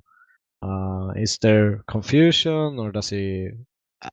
I haven't talked to Guardian in quite a while, so I don't know how his Russian is or stuff like that. I mean, he was pretty fluent with it, and honestly, even like right after he joined Navi again, he was talking about how what's up, because it's easier for him. He was talking about how it's easier for him to speak in Russian and in English, like immediately after he joined. So I think that is not an issue. Yeah, I mean, sure, it's probably going to take like a minute, for him to get used to like all the callouts and stuff, because he hasn't used them for a while. But other than that, I feel like it's not an issue at this point anymore. Yeah. So what is your excuse as a Czechoslovakian for Guardian's performances? Look, I was saying, what was it, last week? Was it last week when we had the last show? That I would give him a couple of more tournaments before I kind of like I would give jumped on the bandwagon, because yeah, exactly. Like I feel like if he continues this after the break, I do agree that this was not a good decision. Like at this point, sure, like it could be down to a bunch of things. I'm sure it's been a few tournaments in Rome now, and that's obviously not a great sign. But at the same time, like if he comes back after the break, a little bit rejuvenated after a month off and kind of gets it back together, then it's going to be fine, right? So I'd wait for the first couple of tournaments of 2020 and see how that goes. Isn't that maybe too late then? Like if you're going into the major with practically, if you don't change now, you're not changing for the major. Then you're stuck for another major, which s1mple is. I mean, you still could. Like I'm not sure what the schedule is for the next year, because not much of it has been announced so far. But like sure, you still have. Let's say in January they're going to play. They're not going to play anything in January. They're playing one tournament. What? Sorry. Maybe one tournament. Okay. Yeah, that might be in late January. Okay. Well, no, unless they play DreamHack. Group B of. Oh, that's in February actually. Never mind. I forgot Blast Premier wasn't in January really. But okay, so let's say he plays a couple of tournaments in February and still shoots the bet. That's like 3 months before the major, unless the lineup, whatever the deadline actually closes before, like 3 months before the major or something. Again, depends on what the system is. I guess that's fine. They can still change like before the major, as long as they don't like wait too much with it. The thing is, we're going to go into the Blast season, and then like Katowice out of like a month-long black box for a lot of these teams, right? So like the thing is, it's going to be one of those periods of time where it's hard to tell. But I think that in the sense of Guardian obviously getting integrated within his team was the problem, right? This is the biggest issue, is him feeling comfortable with the way that they approach the game. But his role is just to be a passive AWPer, right? Like they're not bringing him in here to be the Guardian that we remember. Maybe that's the problem. Maybe that they're not wanting to use him in the same way that Guardian's always been. Guardian was always the guy who would re-peak. Well, now they don't want him to be the guy who re-peaks, right? They just want him to play a role. Do we think that could be a factor? I wanted to touch on this when you mentioned it now, because I think now I haven't watched that many Navi games, I have to admit. So you can correct me if I'm wrong, but on T sides especially, if you don't play methodical and you have a passive AWPer, what's the point of picking the AWP up? If you play and you lose an entry at 125, like the AWP is never gonna get the pick, because no one will ever take a risk as CT after you have an entry. I mean, it could be a part of why he's has worse I'm just stats. throwing it out there. I'm not sure if this is even a thing. But I don't think it is enough of a thing to warrant of being not even an excuse, but let's say a reason for him being. I think it's just like his individual form is bad, and there's no other thing to say about it. I don't know. I think with him and with shox going into Vitality, both of those things were kind of coach decisions, and we talk a lot about giving coaches freedom and more power and stuff like that. And I think in both of these cases, so far, it has not turned out well, and it's on the coaches to take the responsibility for the signings. I think that is what we are talking about right now. Yeah.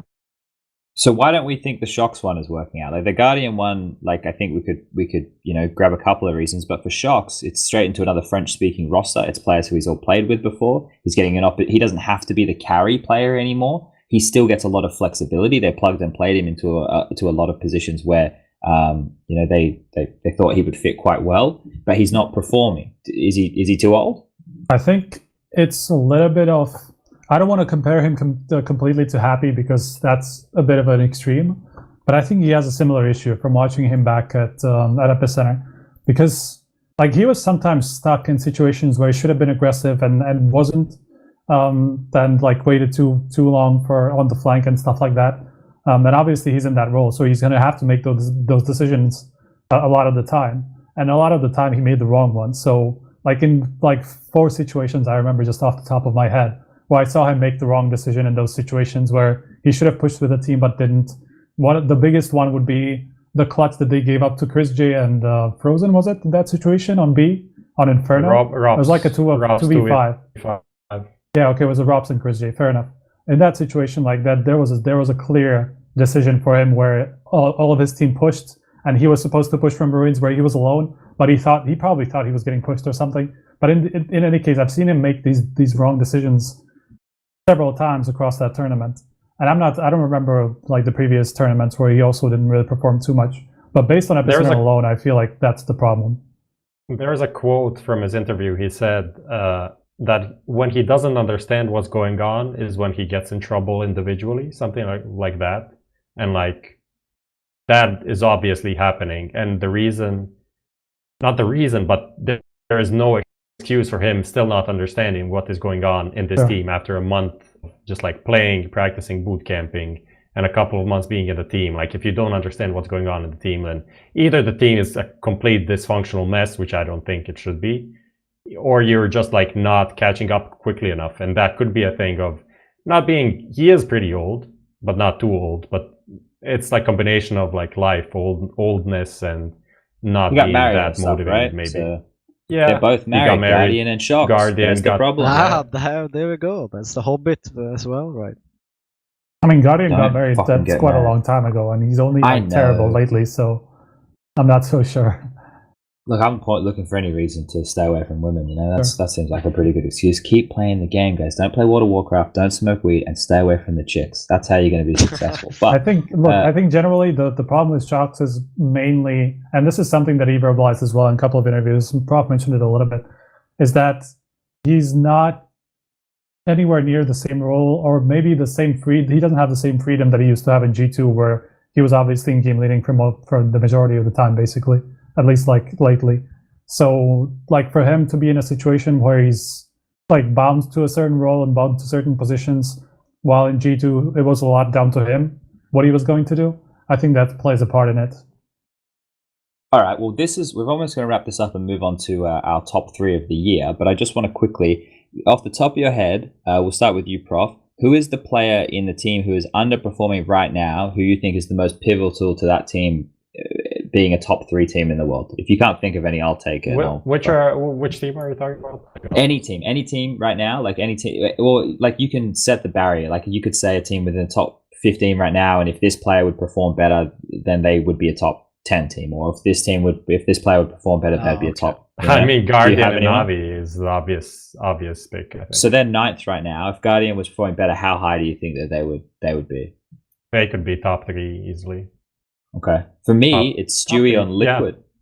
Stewie on Liquid is the biggest one, and I mean that because I think that he is the emotional leader of that team. I don't even mean from his impact as an individual in a game. I think that if he was just, being at that Stewie level that they've had before, then Liquid would be much more, I want to say, consistent than what they are right now. Who you got, Striker? Anyone comes to mind? Dude, I kind of want to go with Fallen. Okay, that's a good shout. It's a bit of a yeah, I don't know what to call it exactly, but obviously, like when Fallen was on top of his game, like the calling was also a little bit different. He was more confident about what he was going to call because he called around himself a lot of the time as well, like on his angles and stuff like that.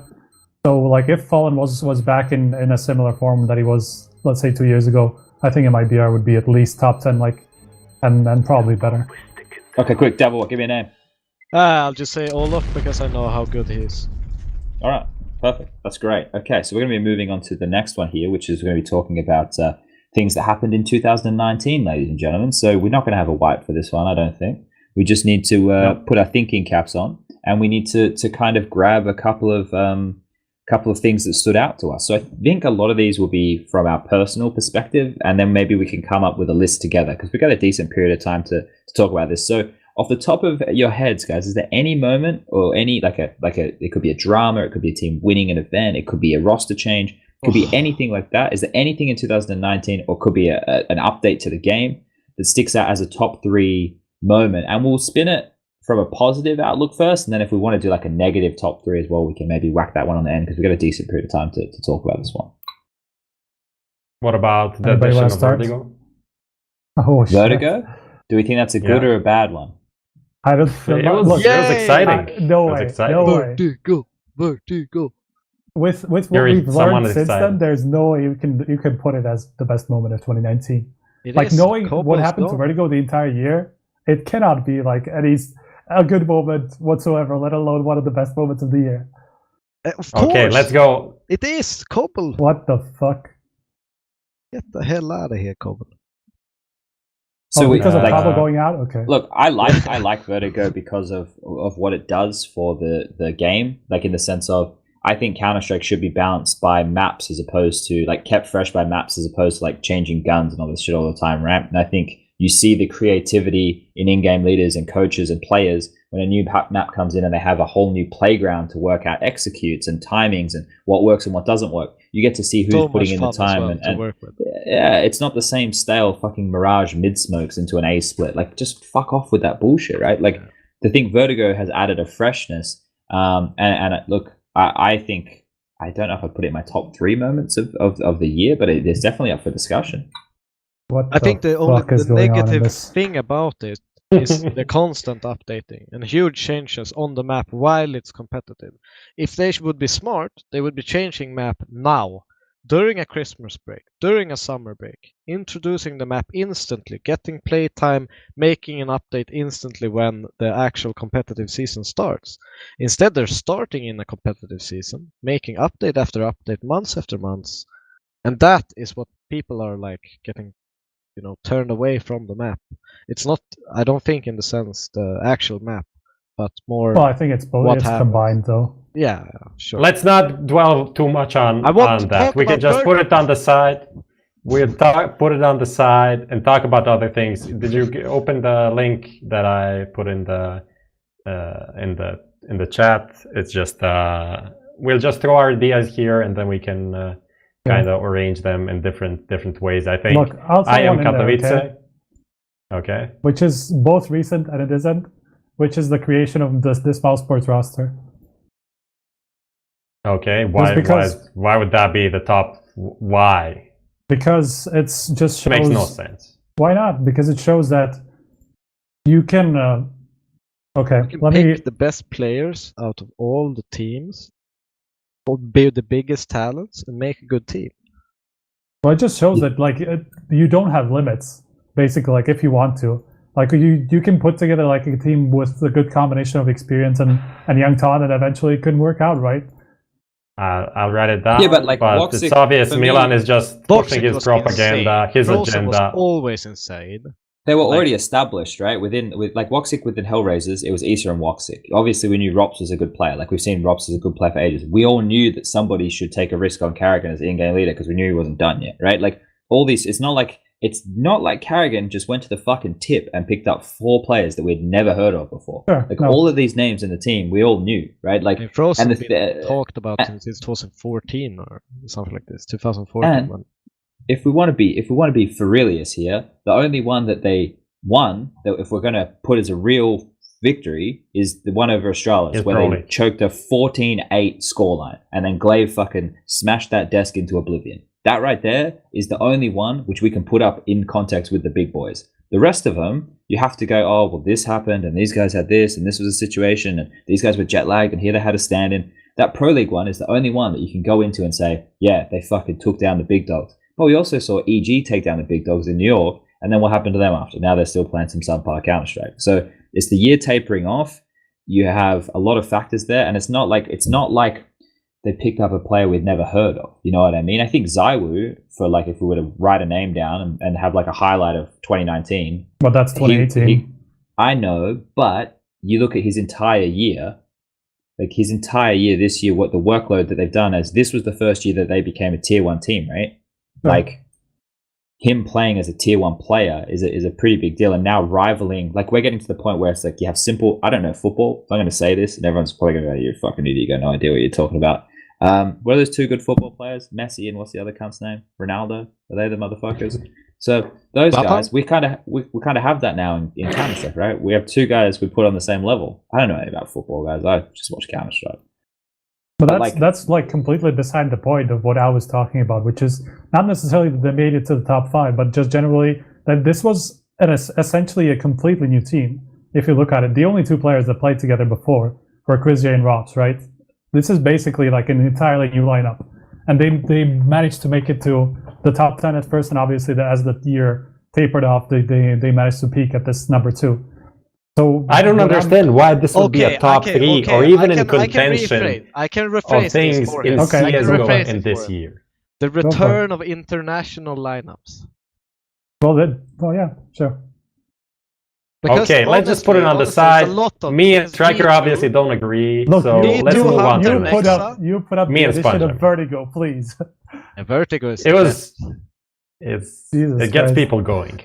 No, but Yeah, I think that's exactly international my- lineups are in fact is on the return. You know, like people are experimenting, and Mouse. I do agree that it is one of these like it shows that it's possible. We've seen a lot of like these super teams come together where they try this international thing, and it doesn't quite. I mean, out. 2018 saw MIBR go international and fail, so this is not a new thing. FaZe existed, this Miles is existed. pure success. But look at also like It is pure. So just you have generally, we one to- success and you have 10 failures at the other side. Like Yeah. with what players though? Like this is exactly the same thing we were but talking then- about. So it only works if you get the best players. That No, also like it's fucking MIBR had great players. They had Stewie, they had Tarek, they had Furf, Coldzera, and Fallen. Amazing fucking team, and didn't work. So what are you trying to tell me now? Is that like how okay? This is not exactly the international even based on the bet that we have. Let's with not Spunj, go right? into, That doesn't even. into these. I think Look, this is what exactly is the problem, triggering right? The problem is like you want to say international rosters are good only when they get the best players in the world. So that is a dumb way to phrase it, because then you're not taking account Hellraisers, not taking account in a lot of other teams that are international. Tyloo went international with Bondic last year. Amazing team. Dude, really, you're gonna compare Bondic to like a top 10? But that's the point. Potential, That's the whole right? point. How many good international rosters are there right now?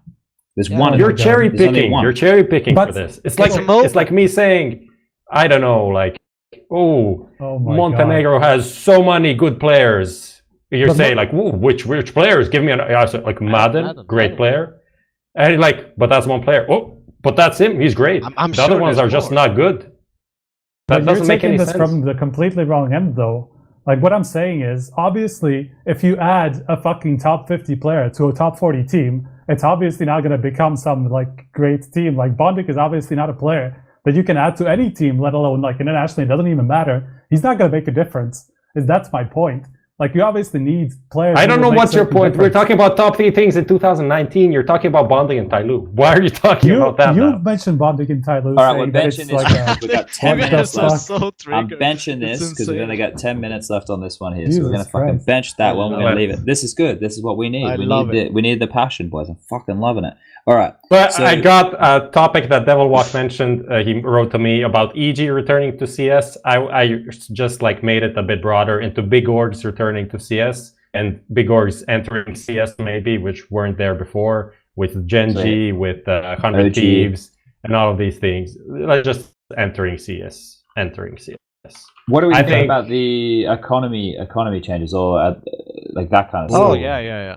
True. I would not Oh. put that as a... That's last year as well, though, by the way. That's 2018. Yeah, but I guess but the the effect main was part of it, mostly actually. in this year. Wait, what was the? Yeah, I'm trying. It was late 2018 though, but I wouldn't put it in a positive. Like it was But like wasn't 50-50. wasn't AUG late of 2018, and then economic changes came in 2019? scene, or am I just remembering wrong? Like, would you even put it in? That's the question. What? Sorry. Well, for me, it would be a Would you negative just put thing of the year. 2019 as the year of T-sides?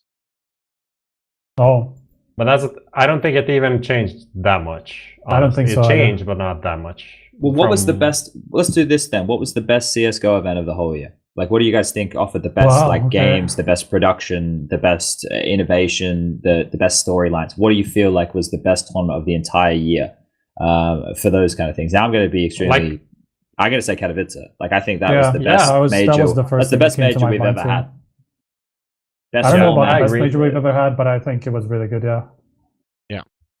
That was the first thing. Yeah, I think I put in also Liquid dethroning Astralis. I don't think this from like a Liquid fanboy perspective. I think just as an average viewer, people got kind of bored with Liquid dominating everything. So it was good that someone else came in, and it's also an NA team. So the fan base over there, we know all of them plastic fans over there in the United States, got super hyped about Liquid. So all of the Cloud9 jerseys were put aside, new jerseys bought, so more money coming in for everyone in the scene. For at least I want to point out just quickly why that's really important. And a lot of people probably don't realize this, but the North American events, if a North American team has, or North America has like one or two good teams, like top 5, top 6 teams in the world, that is super good for Counter-Strike, because the amount of money that those 330 million fucking hot dog eating motherfuckers have, that's what we need. We need their gluttonous shit. So it's all this. I think that North American Counter-Strike, like you could probably, like that NAF interview, I think it was that you did, right? And one of the things he said was that thought it was a great year for North American CS. I think that is probably one of my top 3 things for 2019. North American Counter-Strike being a legit contender. Like I know Liquid was good in 2018. But yeah, I agree with that as well.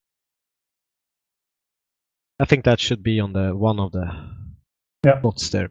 Yep. What else we got here? I guess we're moving to a. Well, we can. I think this is really hard. Like It is. We can have obviously more things than that anyway, right? Like it doesn't change. Yeah, so we're just going in. I think we need to add like ZywOo as a player. ZywOo's breakout year. I think just him as a player is a beautiful thing to watch in the game. So it's just like, I think it's kind of straightforward. Not much to talk about that. Do you agree? True. The chat is saying fnatic returning. I mean, from a long-term struggle. I think that should. I think that's a good point from Twitch chat. Unbiased, of course. Unbiased. Flusha back.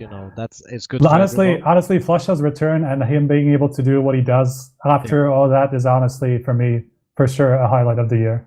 Maybe I'm not sure about top 3 necessarily, but definitely one thing that I'm really glad about. Yeah.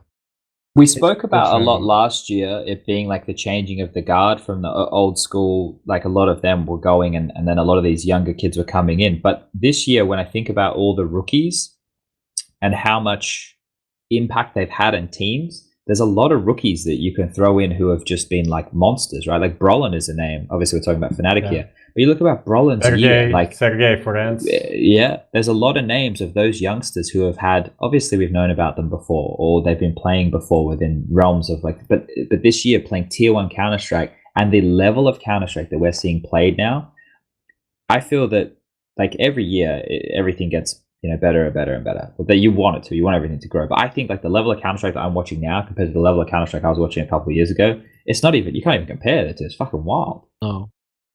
There is a generation shift though, like in general. I think it started even back in 2017, where we will slowly and obviously see players move into more like coaching positions.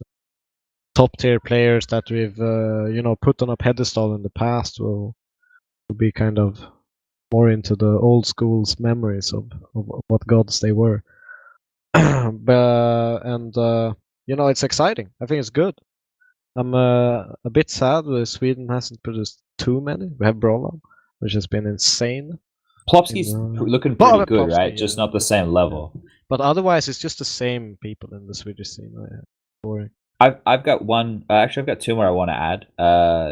If we can, I don't know. See what you guys think. I think HLTV.org adding sports mode has to be highlight of the year for me. Sport. Highlight of the year. Definitely not. One of the best Definitely things not. I think that they've ever done.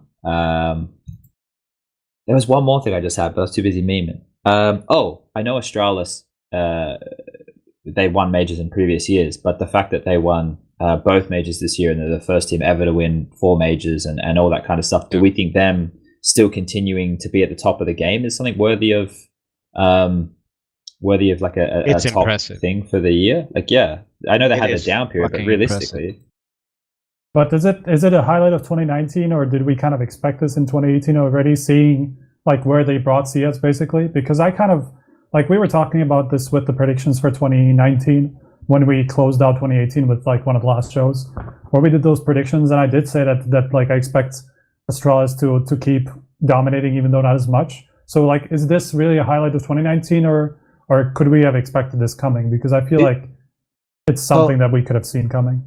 So after Liquid got their Liquid era, as everyone was talking, how many of you guys expected them to bounce back as fast as they did?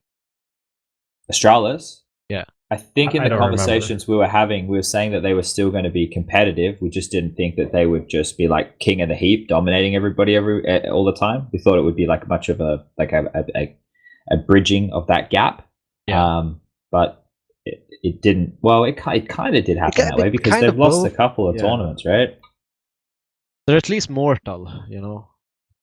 Yeah, they bleed now. They I mean, definitely that was bleed bound to happen, right? Because like you just can't stay on top for that long consistently, because people will just focus too much on you. People will just figure out specific quirks to counter your play and stuff like that. You can't stay ahead of everything. Like, it's just impossible. Like, at some point you're gonna drop down and like create the space to come back and stuff. But are we gonna go and pick the top 3 from what we have? So now we have like a bunch of things. Do we have an order? We agreed on we agreed on the NA on the NA thing, yeah.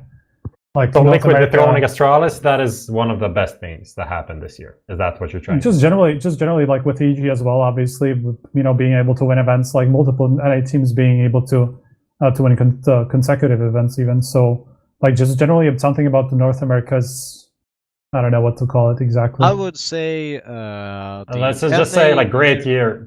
Rookie year and Vertical. Come on. You didn't agree on this one, but maybe Katowice. Okay, yeah, I'm happy with the great year for NA. The ZywOo rookie year I think is really important because he's a name that we're going to be shouting from the top of the fucking rooftops forever. Can I just ask one thing, by the way? In terms of ZywOo, what do you think about this? Do you think what ZywOo did is more impressive than, or how do you compare it to what coldzera did back in 2015? Is it? Like, I actually think it's more impressive what ZywOo did.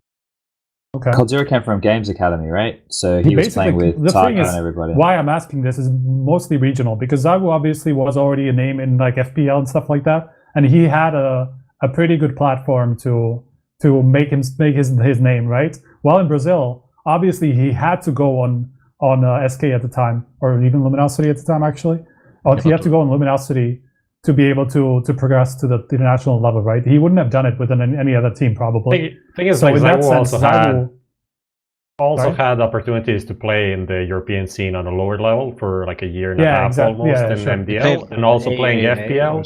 Yeah, against All Authority. So he played there, even though he wasn't going all in. He still played against team like EU MDL teams were like Gambit at the time, or like, I don't know, the Valiance teams and stuff like that. So I think from that perspective, like, maybe coldzera is more impressive because he came from nowhere, but ZywOo's a better player individually. Yeah, sure. Like, level-wise, it's pretty obvious that ZywOo was like I think has a bigger impact than coldzera did. But generally from the context place. Yeah, exactly. But just context-wise, from like the region they're coming from and like the opportunities they had at the time as well, which was obviously very different 4 years ago, 5 years ago. I want to quickly hard to bring that in. I don't know. I want to quickly make a case here, boys, because we've only got like just over a minute left here. And I think that we're happy with the NA Counter-Strike one. The ZywOo one is, I think, Yeah, we could probably agree on that. But this one, I think, will be between Vertigo and maybe the Katowice, right? And I want to make a thing for Katowice in the sense of we got ESL pushed Valve to give us a better format than we've ever had for a major before. I think that's hugely important. I think that the way that they did the event as a whole, like from a broadcast perspective and different things that they were trying to do with it, it's probably the better stuff than we've seen from other TOs. There was an actual sized arena. It wasn't just a fucking E-League, oh, we'll quickly throw people in a thing we have a deal with and then fuck off and not do Counter-Strike anymore because we're just another North American shit company. But yeah, like I would go with Katowice as my, because it's kind of now shaped the rest of the majors going forward and shown people that, hey, if you do try hard enough, you can change things with Valve. I like Katowice also from the point of view that it's actually a kind of a moment rather than, an entire year, from which is basically what we went with the NA thing and then ZywOo. So I like for the moment part. I agree with that. So we got that in. And that's a lock-in. Okay, so we're happy? Yeah. We avoided Vertigo, which is my main Vertigo is 50-50. source of happiness. Vertigo brings good things and it also brought bad things, right? It brought instability to the map pool for a while. I love the fact that your boys, Devilwalk, were playing it early. Like that's what I would have said to any team, like in the same position, right? But anyway, that one's done and dusted. Anyways. Yeah, so we finished our top three. We've got the great year for North American Counter-Strike, ZywOo's rookie year, and I Am Katowice as an event. And now we've got playtime. Lucas, run that and we can talk a little bit more about whatever we want.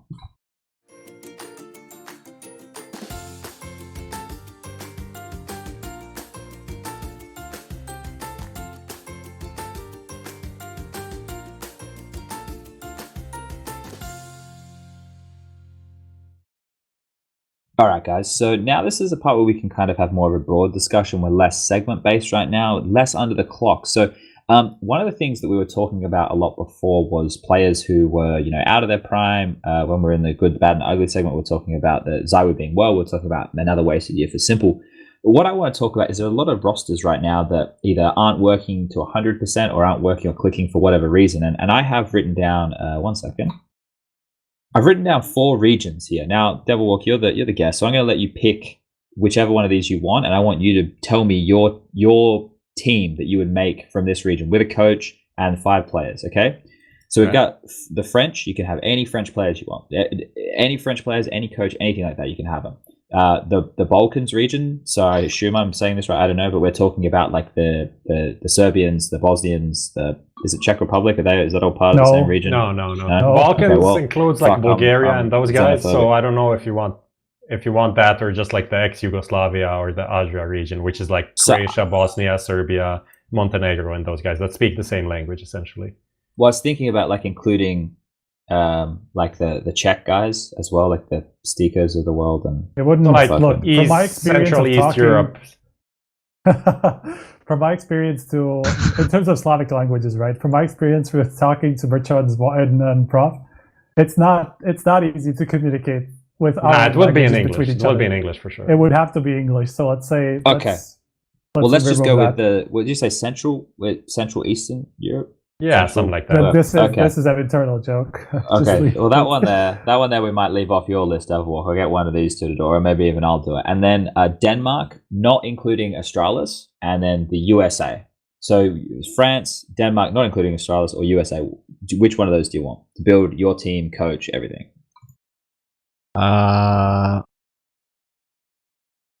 I'll take a Denmark without Australis. Okay, Wow. give us, because we've had a lot of discussion. We had that Denmark last time this year, actually. So I'm quite curious to hear what you think. What would your team be? 100% Hunden coach. Okay. Good one. And I'm checking players right now. Well, last time I would Bobsky have okay. I'll probably have S-Tag as the Opper. Or Roy is pretty good too. Actually, I'll take Akor. I mean, okay. Mixing them, they're same face for me. Akor. I'll take Akor, Hunden coach, in-game leader. Let's see here. I will take MSL. I'll take Shush. And I will take a kRB. How many do I have? 2 left, or One more player. You got One more Aiko, player. MSO, Shush, kRB, one more. kRB. Is this a similar thing to what Bobsky said?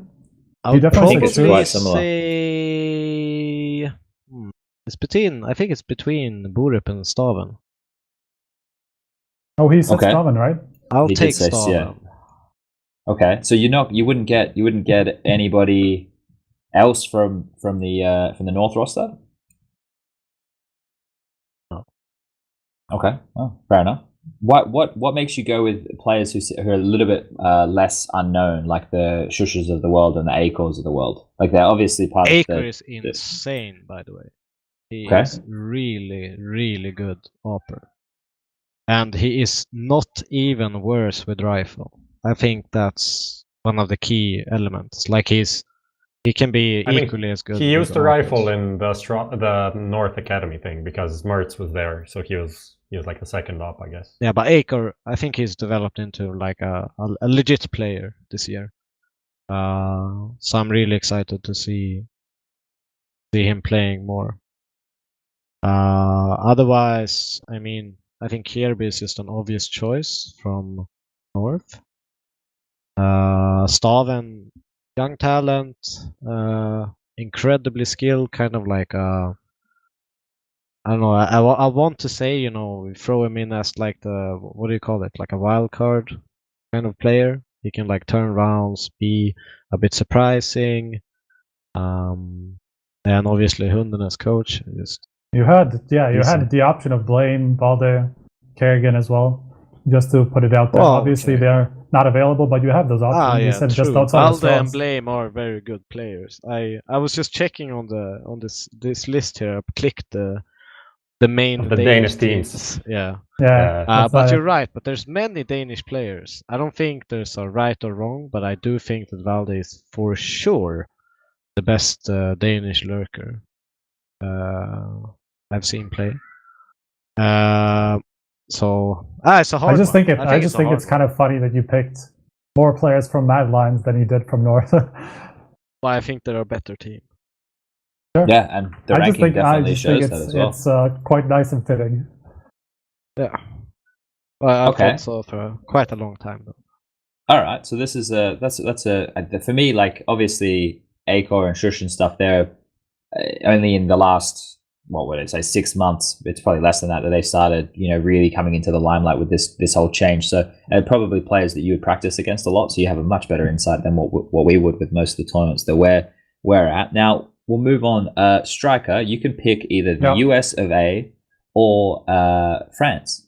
Or the Balkan region, thing. I'll leave region. Balkan to Prof because he's much Okay. more versed in that and just understands people there much better than I do. So that's France or USA, right? Yeah. So US, both I can just take anybody. anything, right? Anyone you want. I'm not touching France. I just don't know. Okay. I have Going no for the idea. So I NA have to Dream go. Team? I have to go with NA because I can't look. It's fucking impossible to do anything with France and actually expect it to be better than whatever it is now, right? So Can you pick Cirque? I basically even if it's NA what? now. Is Cirque NA now? Oh, Or- okay. No. I guess not. Like we're talking from Canada or the USA. Look, if I went with France, I would just basically pick most of Vitality and just switch out probably shox and Apex. But, All right, who's your mantelpiece if you're picking? But okay, if you're picking North sorry? America, who's your number one star? Like he's your franchise player. Who are you picking for North America? I'm writing down a Liege already. I was gonna say Liege. I was definitely gonna base it around Liege and NAF. Okay. Okay, so who you have an in-game lead? Yeah, that's the next thing I'm looking at right now. It must be between Stan, but let's throw Daps in there and Nitro, right? Those. Yeah. Is there anybody that I'm Tarek has missing? called. No. He Not has. gonna happen. I know, but that's not gonna happen. But it must be between those three, right? I'm not missing anybody kind of obvious. Bring Sean Garris out of retirement. I think that would not go well. He has been out for way too I can't long. think of anyone. Yeah, I mean, it's probably like in that case, it's probably between Stan and Nitro. If you want an actual like, number one team. FNS. Yeah, but that's what I'm saying. It's probably has to be between Stan and Nitro. And honestly, like Nitro, since I would rather take a full-time like a good opera instead of him, I would probably go with Stan for that reason. So Stan, Naf, Elige, Okay. the opera. Fuck, I had somebody in mind. Who am I? Waddell is a name. It's a risk, but what else is That a is a name? risk. That's true. Naf can op. Naf can all, but I wouldn't want him to transition into a Automatic full-time on the opera. op. Automatic would be a pretty solid option, actually. I kind of like what he's hold doing up with a the op. second. What? Sorry? Really? Automatic stats have been dog shit, right? Like, Well, lately, sure, they but I haven't- mean, I'm considering kind of automatic in like in a normal team and a good team, you know. I mean, Automatic in 2018 was opping, and he was still good. Finished He top was still 20 very good, yeah. of the year. And this year he's not op. Like since the whole like Daps lineup, he wasn't opping. It was Mixwell, right? So Look, so okay, Elige, Naf, Stan for the opera. Yeah, if I would have probably picked Cirque if I had the option, just because I think he's like the most sure thing, I guess you could say. But since I can't, It's like a nifty if you want to go back there. no. maybe a also a JDM if risk. you want to go back there. No, I guess it has to be Wardell. Just like okay, let's put Wardell in there just because you kind of want like an unknown kind of factor in it, and just like see if some other star operator. There's So one I'm being player brought asked up. from Vendetta, who was on the show last time, or not the last time, the time before that. So I'm contractually obligated to pass his message. He says you have to pick Breezy. Yeah, Yes, I was gonna about finish to up with say him this. for Like, sure. if you don't pick him, I would. No. I was thinking about in-game leader opera first, but sure, Breeze is an obvious one. Yeah, so I would round it up with Breeze. So are you? So you're not I have taking 5 Wardell, players, or though. are you taking Wardell? I am. He took Wardell instead of Instead of Oh, Automatic. instead of automatic, yeah, of course. Okay.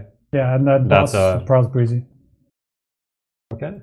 That's fine. Man, Wardell is kind of like switchable, I guess, because it's just like one of those things that he could turn out to be like his next great opera.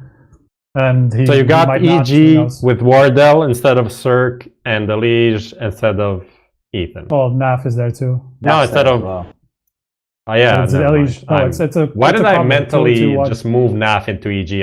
I read a thread the other day, like minus Tarek plus NAF EG, and then just like it stuck in my head. Spent as too if much it- time on HLTV, I think. As if it actually happened. And what do you pick for the coach? Oh Have the coach fuck. as well. American coach. I mean, I guess it's Ren. I'm not America- sure. You can get Sean out of I the can't time. remember.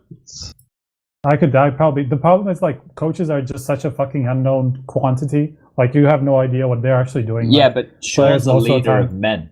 They What, will sorry? listen to like Sean would be a leader of men. You know, you look at Sean and you go, "Yeah, I'd listen to Sean." Whereas you look at some of these other guys and you go, "Probably wouldn't listen to you." Look, this know is what I mean? not this is not nothing against Sean, but he just simply has been out of like competitive the competitive scene for way too long. I think I wouldn't want to take that risk.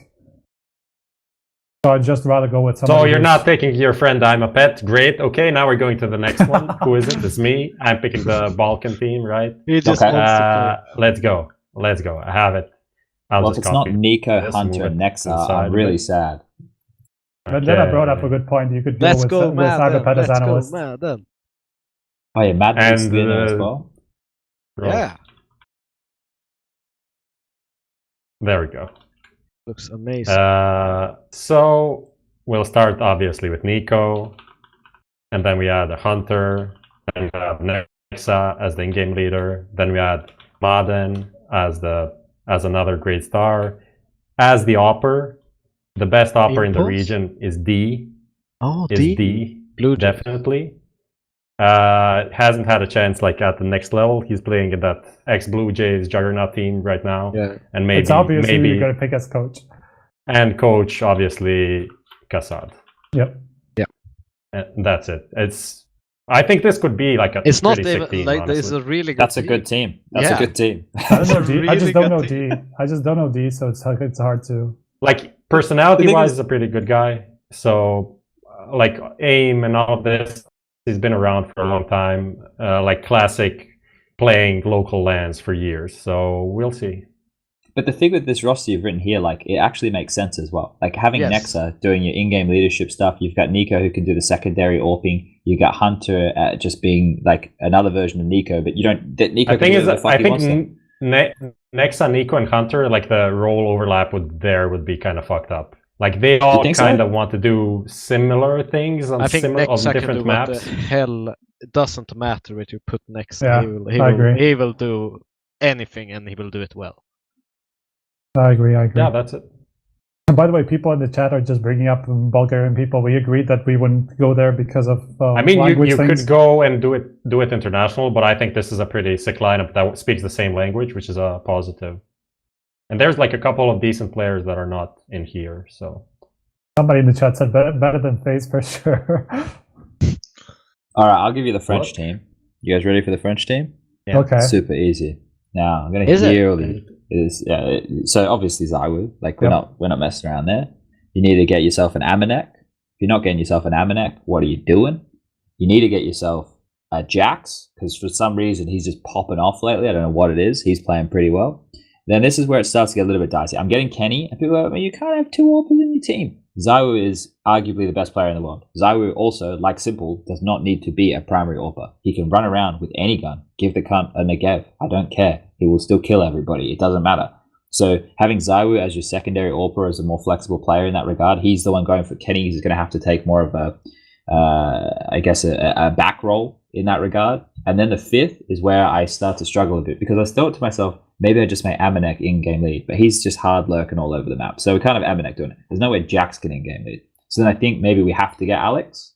I know he has a British flag, but I think it's bullshit that he's Brit. I don't think he is British. I'm pretty sure he's just French. I mean, he is actually. Though? He is. Like He is actually British. Just lived in France. I mean, You he have to lives go in to the France. He played in the LDLC. French scene forever, so I judge him as a French guy. Look, but I would also put him there, but at the same time, like doesn't Cirque really apply the same way in that sense? Yeah. Then Cirque. True. I mean, it's different. I mean, he moved for CS. obviously Guy he just, moved, but that, like he's been there for long enough that you basically The can't. difference count him is as like an API, Alex could have played in the UK scene while being in France, but he chose the French scene. That's what makes the difference. Well, Like, How we do you, can do whatever. how do you Who did I judge miss? Major then? He's Turkish, right? But he lives in Oh France. yeah, he's part. Right. Isn't he also part French as well? Or Like did he just live there? he played even in 1.6. He played in full French teams. Yeah, he did. I mean, Yep. he lived in France for forever. He only moved to Turkey because of Space Soldiers. Who am I missing? Kenny has ZywOo, Amanek? Jax? Yeah, Jax, okay. I So think you Major is pretty well, good it has to player, be an in-game leader. Yeah, that's why I was going with Alex. But if I can't pick Alex, I guess I have to think of someone else, right? So I would go with Alex, honestly. yeah, if I actually. can Yeah, get but Alex, if you can pick him, yeah. Yeah, if you can pick Alex, if let's say he is French, I would go with him. If not, and then I'd have Existence to coach. So he And picked just 'cause- Alex and Existence. Yeah. okay. Now, part of me as well would like to do, like people are saying like Cookley or Kaylee. I like that one. That's pretty good. We can do that one. Get him in there. I would remove Jax or Amanek for MBK. I think that like there's enough experience in that team, like with Kenny there. I think like Amanek's played a bit already. Like he played in North America, but I get it. It's more of like a rookie roster, right? Like it's more of the new age Frenchies as opposed to the old ones. But yeah, that was just a little bit of an experiment because you know me, I hate international Counter-Strike teams, so I thought we could see what we could come up with. Do we feel like these are good rosters? Who would win? Should we vote on which team would win against, like a tournament? I mean, that's pretty Best obvious of to four. me. I think it's Striker's team. I think it's mine, yeah. I 'Cause that's honestly the- think the I think- Balkans, man. Go Balkans. I'd replace. Easy I would Balkans. if it was me and your team striker. I'd get rid of Wardell and I'd put Ethan in, and I just wouldn't have a primary AWPer like Liquid Run right now. Or you Okay. just change Nitro and get Nitro to stand and have him as an AWPer and in-game leader. And Yeah, I mean, if two, you like, don't want an AWPer, insane it's better to have rifles.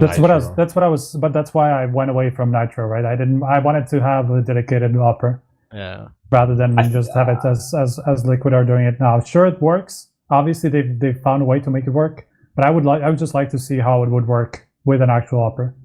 Like Nitro has actually been doing pretty well. Like I don't want to bash on him or anything, but obviously he's he's not a. First of all, he's not a particularly dedicated opera, and second of all, he's obviously not a star opera. Maybe you don't need a star opera in this team. I don't know. I just think that like Elige, Naf, Ethan, and Breeze are like the 4 best players in North America. Like those 4 names, like just they're all beasts. Like they're all individuals who are just mechanically so good. I think Ethan is still the jury's a little bit out for me for Ethan still, just because it's kind of been only recently that he's put it together, and he started to do it on a more consistent. Oh well, lately not. He even was that. sick in NA like gathers. At the start of the year, he was good. I think at the start of the year he was good. And then he dipped off when they made the change away from Daps. And then I think there was a role overlap. And then Cirque started getting better. And then now towards the end of the year, whenever EG have been struggling, Ethan's the one fragging. Like everyone else is quiet. Ethan's still dropping 20 kills in a half that they're losing. I remember that happening a couple times in recent history. Sure. But I don't know what to put that down to. But. Yeah, I think that's a little bit cherry picking because like when you look at Ethan's history, even like you can tell that he's still kind of inconsistent and he's just not the consistent star that a Breezy is or anybody else from that team. We might be able to get enough. We're doing a chat vote, so we'll get chat to say what they think on our little rosters here. We'll just get Lucas to work that one out.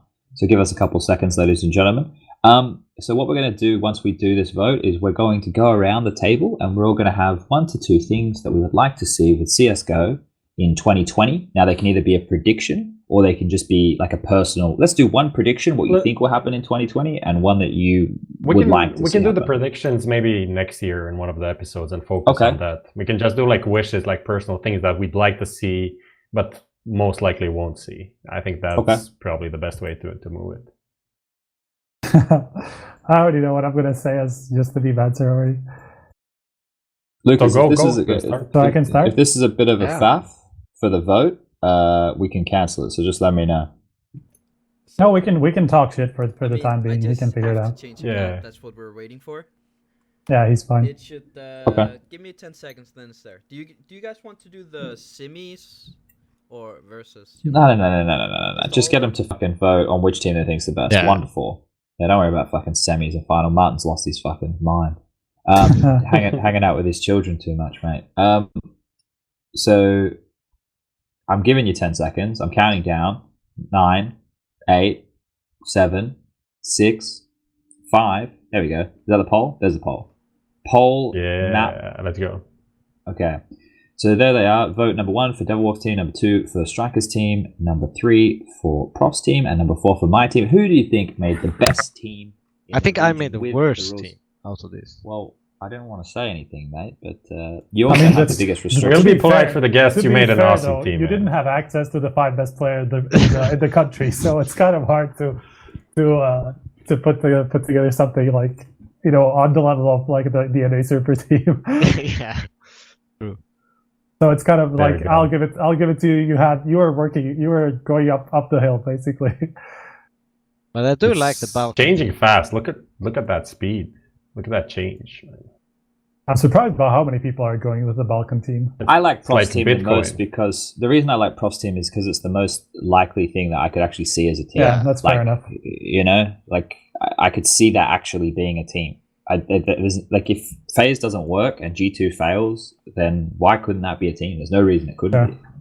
Depends on how big GODSENT's buyout is for Maden, but you never know.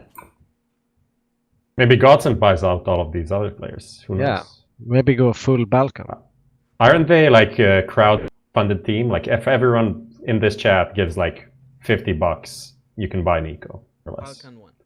Are you sure about that? Okay, well, Profs team won that one. So what we'll do is, before you can be too smug about it, we'll move quickly onward. And we will talk about our wishes for next year. Now, Striker, you were ready and ready. What is your wish for 2020? More international teams.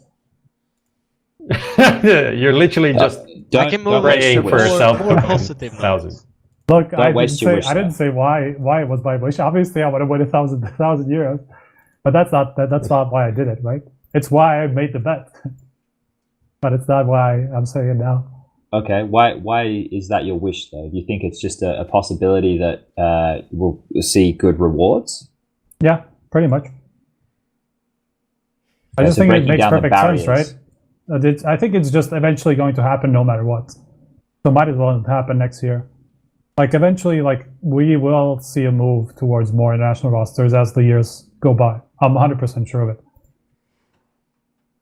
Okay. Just because of how like regional talent and stuff like that just gets spread across like various teams, and it's going to be harder and harder to put all these like all one national teams together, even from a contract perspective. So you will have to branch out and start creating more international rosters. It's just going to happen. Okay. So That's it's your not wish. More necessarily a wish. international It rosters. might just be a prediction that there would be more. Okay, Prof, you got anything from any game update, tournament? whatever? I just want the majors to be better and not like more. I mean, more prize pool could be also a thing, just because like how many events have like massive prize pools now. That's a thing that they lost really in terms of differentiating. But I think in terms of the rules and the qualifiers and all of that shit, like every major we have some sort of issues with these things, like the coach rule abuse and stuff like that, which is not in the spirit of the competition. So I think just doing some of these things that are obviously annoying and shouldn't be there, fixing that out, and having the majors to be a bit better than they were in the past. Okay, Devilwalk. I just wish Cobble never returns and Mirage is out. I don't like. My wish is Mirage out. I'm sick of it. Like for real. Boo. I am really sick of Mirage, and I do not. Isn't that the vote for only map Cobble that you guys return. don't play? It is. Okay. So I we're mean, bringing it's a that reasonable- Cobble in for reasonable Mirage. wish. No, not never Cobble. Leave Cobble ever returning to Counter-Strike. Get these caches in. Get new maps like Vertigo. Like have some change. I think Cobble is by far the worst map ever in Counter-Strike history. Okay. That's my personal opinion. It's I think Vertigo fact. takes the cake for now, but okay. I think it's not even close. I don't know if I have a wish for 2020, guys. I don't know if I'm at that Something point personal, maybe? Something like TO's paying more money to a certain member of the talent crew called Oh, do Chad this. Spunj Burchill. Remove the sound from the nade. This click. I The want pinning it of the gone. grenade. Yeah, I want it gone. It's actually That would yeah. change so fucking much. That would be a massive change. I think it's totally ridiculous that the players are able to hear from such a long distance this click. Like you legit have to be max distance with your flash to even be like on B side you can never flash a CT person because you know that On you will what always map? hear it on Inferno. Oh, okay. Like LST you can if he swings you can never flash that guy so without either him or his teammates hear it.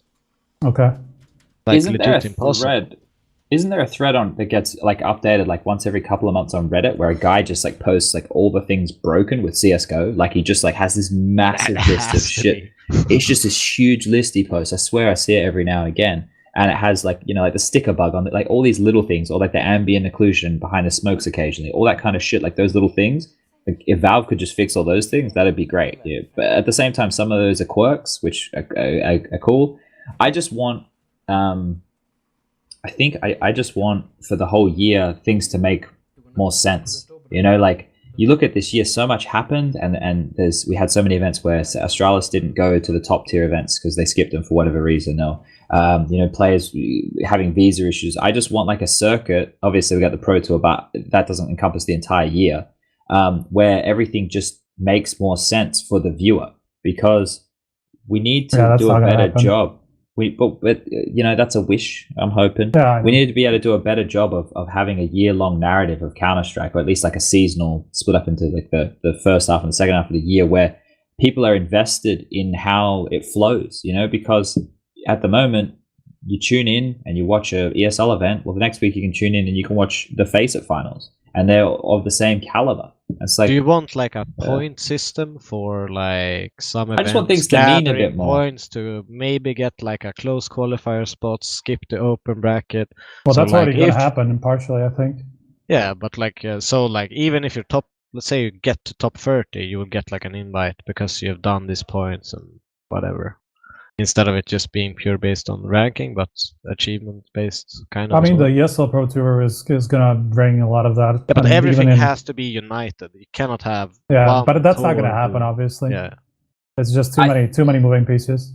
I would like more stuff like we're doing now, but of a live nature. If I'm being selfish, I want there to be standalone shows for Counter-Strike that can tell the story of the game that we love for all the nuanced reasons, while it being fun, while it's live, while we're bringing players in, while giving everybody what they want. We cover the hardcore audience, we cover the casual audience. We give people going into a tournament, oh, this is the changes of the format. This is the changes of the rosters. This is the way that vetoes are done. So, like, I'm not sitting there in a 3 to 5 minute desk segment trying to literally explain all that shit, because all those details get missed. And I get tweets coming at me, and I see Reddit threads, and I see this of people asking questions. I just want a way that we can convey information better that isn't just the tournaments, because everything we do is just tournament to tournament. But Counter-Strike has so much more to it that we miss. So that would be my wish, having these shows or these products to actually give people a proper scope of what we're dealing with. But I think, ladies and gentlemen, boys and girls, do we have any one question closing in chat thoughts? Oh yeah, from Was it the a good one? beginning for Devilwalk. We can just close off on this one. It was Okay. Devilwalk's thoughts on the proposed Dignitas roster, which, if you don't know, was Exist, Freiburg, Forest, Get Right, and Halzerk. So your thoughts on that, and we can end the show. I have no fucking clue, man. That's my fault. That- I don't. Look, how know about you what the bring back fuck Snyder? that is. How about you bring back Snyder and just create a team with him? Let's just me, Pronax, Schneider. Yeah, exactly. JW. Get Stinger in there. Yeah, or Stinger. There you Why go, not man. go full Modi Freeze, Stinger? go. Yeah, Like the old let's do it. flag. Okay. Trace. So go Do- way back. Look, Trace Let me is looking pose for a the team, question. actually. He is? Let me pose Yeah, the question Trace is looking for a this team. way. Very good. Really? That's actually exciting. Top 3 moments What? of 2019 for me. Oh dear. Let's close it off this way, and I'm going to make it quite the one that you have to give an answer. Do you think that this whole roster that's being proposed is merely just going to be there for marketing, or do you think they'll be competitive within the top 15? Not a top 50. There you go. Marketing it is, ladies and gentlemen, and money makes the world go round. So we're going to close this one off. This has been episode number 4 of season number 4. Thank you to Devilwalk for joining us. Thank you for all the viewers for joining in. Devilwalk, do you have anything you want to say to everybody? No, I mean, thank you for having me. It was a pleasure to be on. Always nice talking Counter-Strike. And yeah, hopefully you will see more of us and GODSENT in 2020, and hopefully I'll be a bit more happy. Okay. Well, smiles from Devilwalk. Striker, this is our last show for the year. You got any closing words for 2019? I can't think. No, nothing. Okay. Not even a goodbye? I mean, I could say goodbye, but we haven't finished yet. Oh, I'm closing. I'm wrapping after this. So There you this go. is your chance. Goodbye, This then. is your... All right. Look, Prof, you got any stay tuned sentiments? for the top 20. As Peter There said, you go. it's going to be one of the most exciting ones ever. Smiley face. I'm not looking forward to it that much because we'll be writing a lot of long articles. But for the next couple of days, it's going to be a lot of excessive drinking and eating and having fun. So that's going to be nice. And I hope everyone at home listening to this is going to have nice holidays as well. Oh yeah, Merry Christmas, everyone. That's a nice little send-off. Now you can go and find the audio versions of these podcasts at anchor.fm/HLTV. You can go to our Twitter. You've got twitter.com/HLTV Confirmed. Our next show, ladies and gentlemen, will be on the 8th of January. So we're going to be taking a little bit of a hiatus, take the New Year's off. And then we'll be having the following show on the 14th. So those are the next 2 shows going to be booked early next year. We might do some specials because there'll be a bit more downtime. So we'll see what we can bring you guys. Maybe some concepts coming out of maybe we'll see what Prof's perfect major would look like. But just for the holidays, guys, mainly guys listening, make sure when you're banging the chicks that you're tarping up, because you don't want to get anyone pregnant over the holiday period. That's not the way to start your 2020. Have a good time. We'll talk to you later. Keep watching the Counter-Strike and be nice to your mum. Good night. Goodbye. I'm going to bed.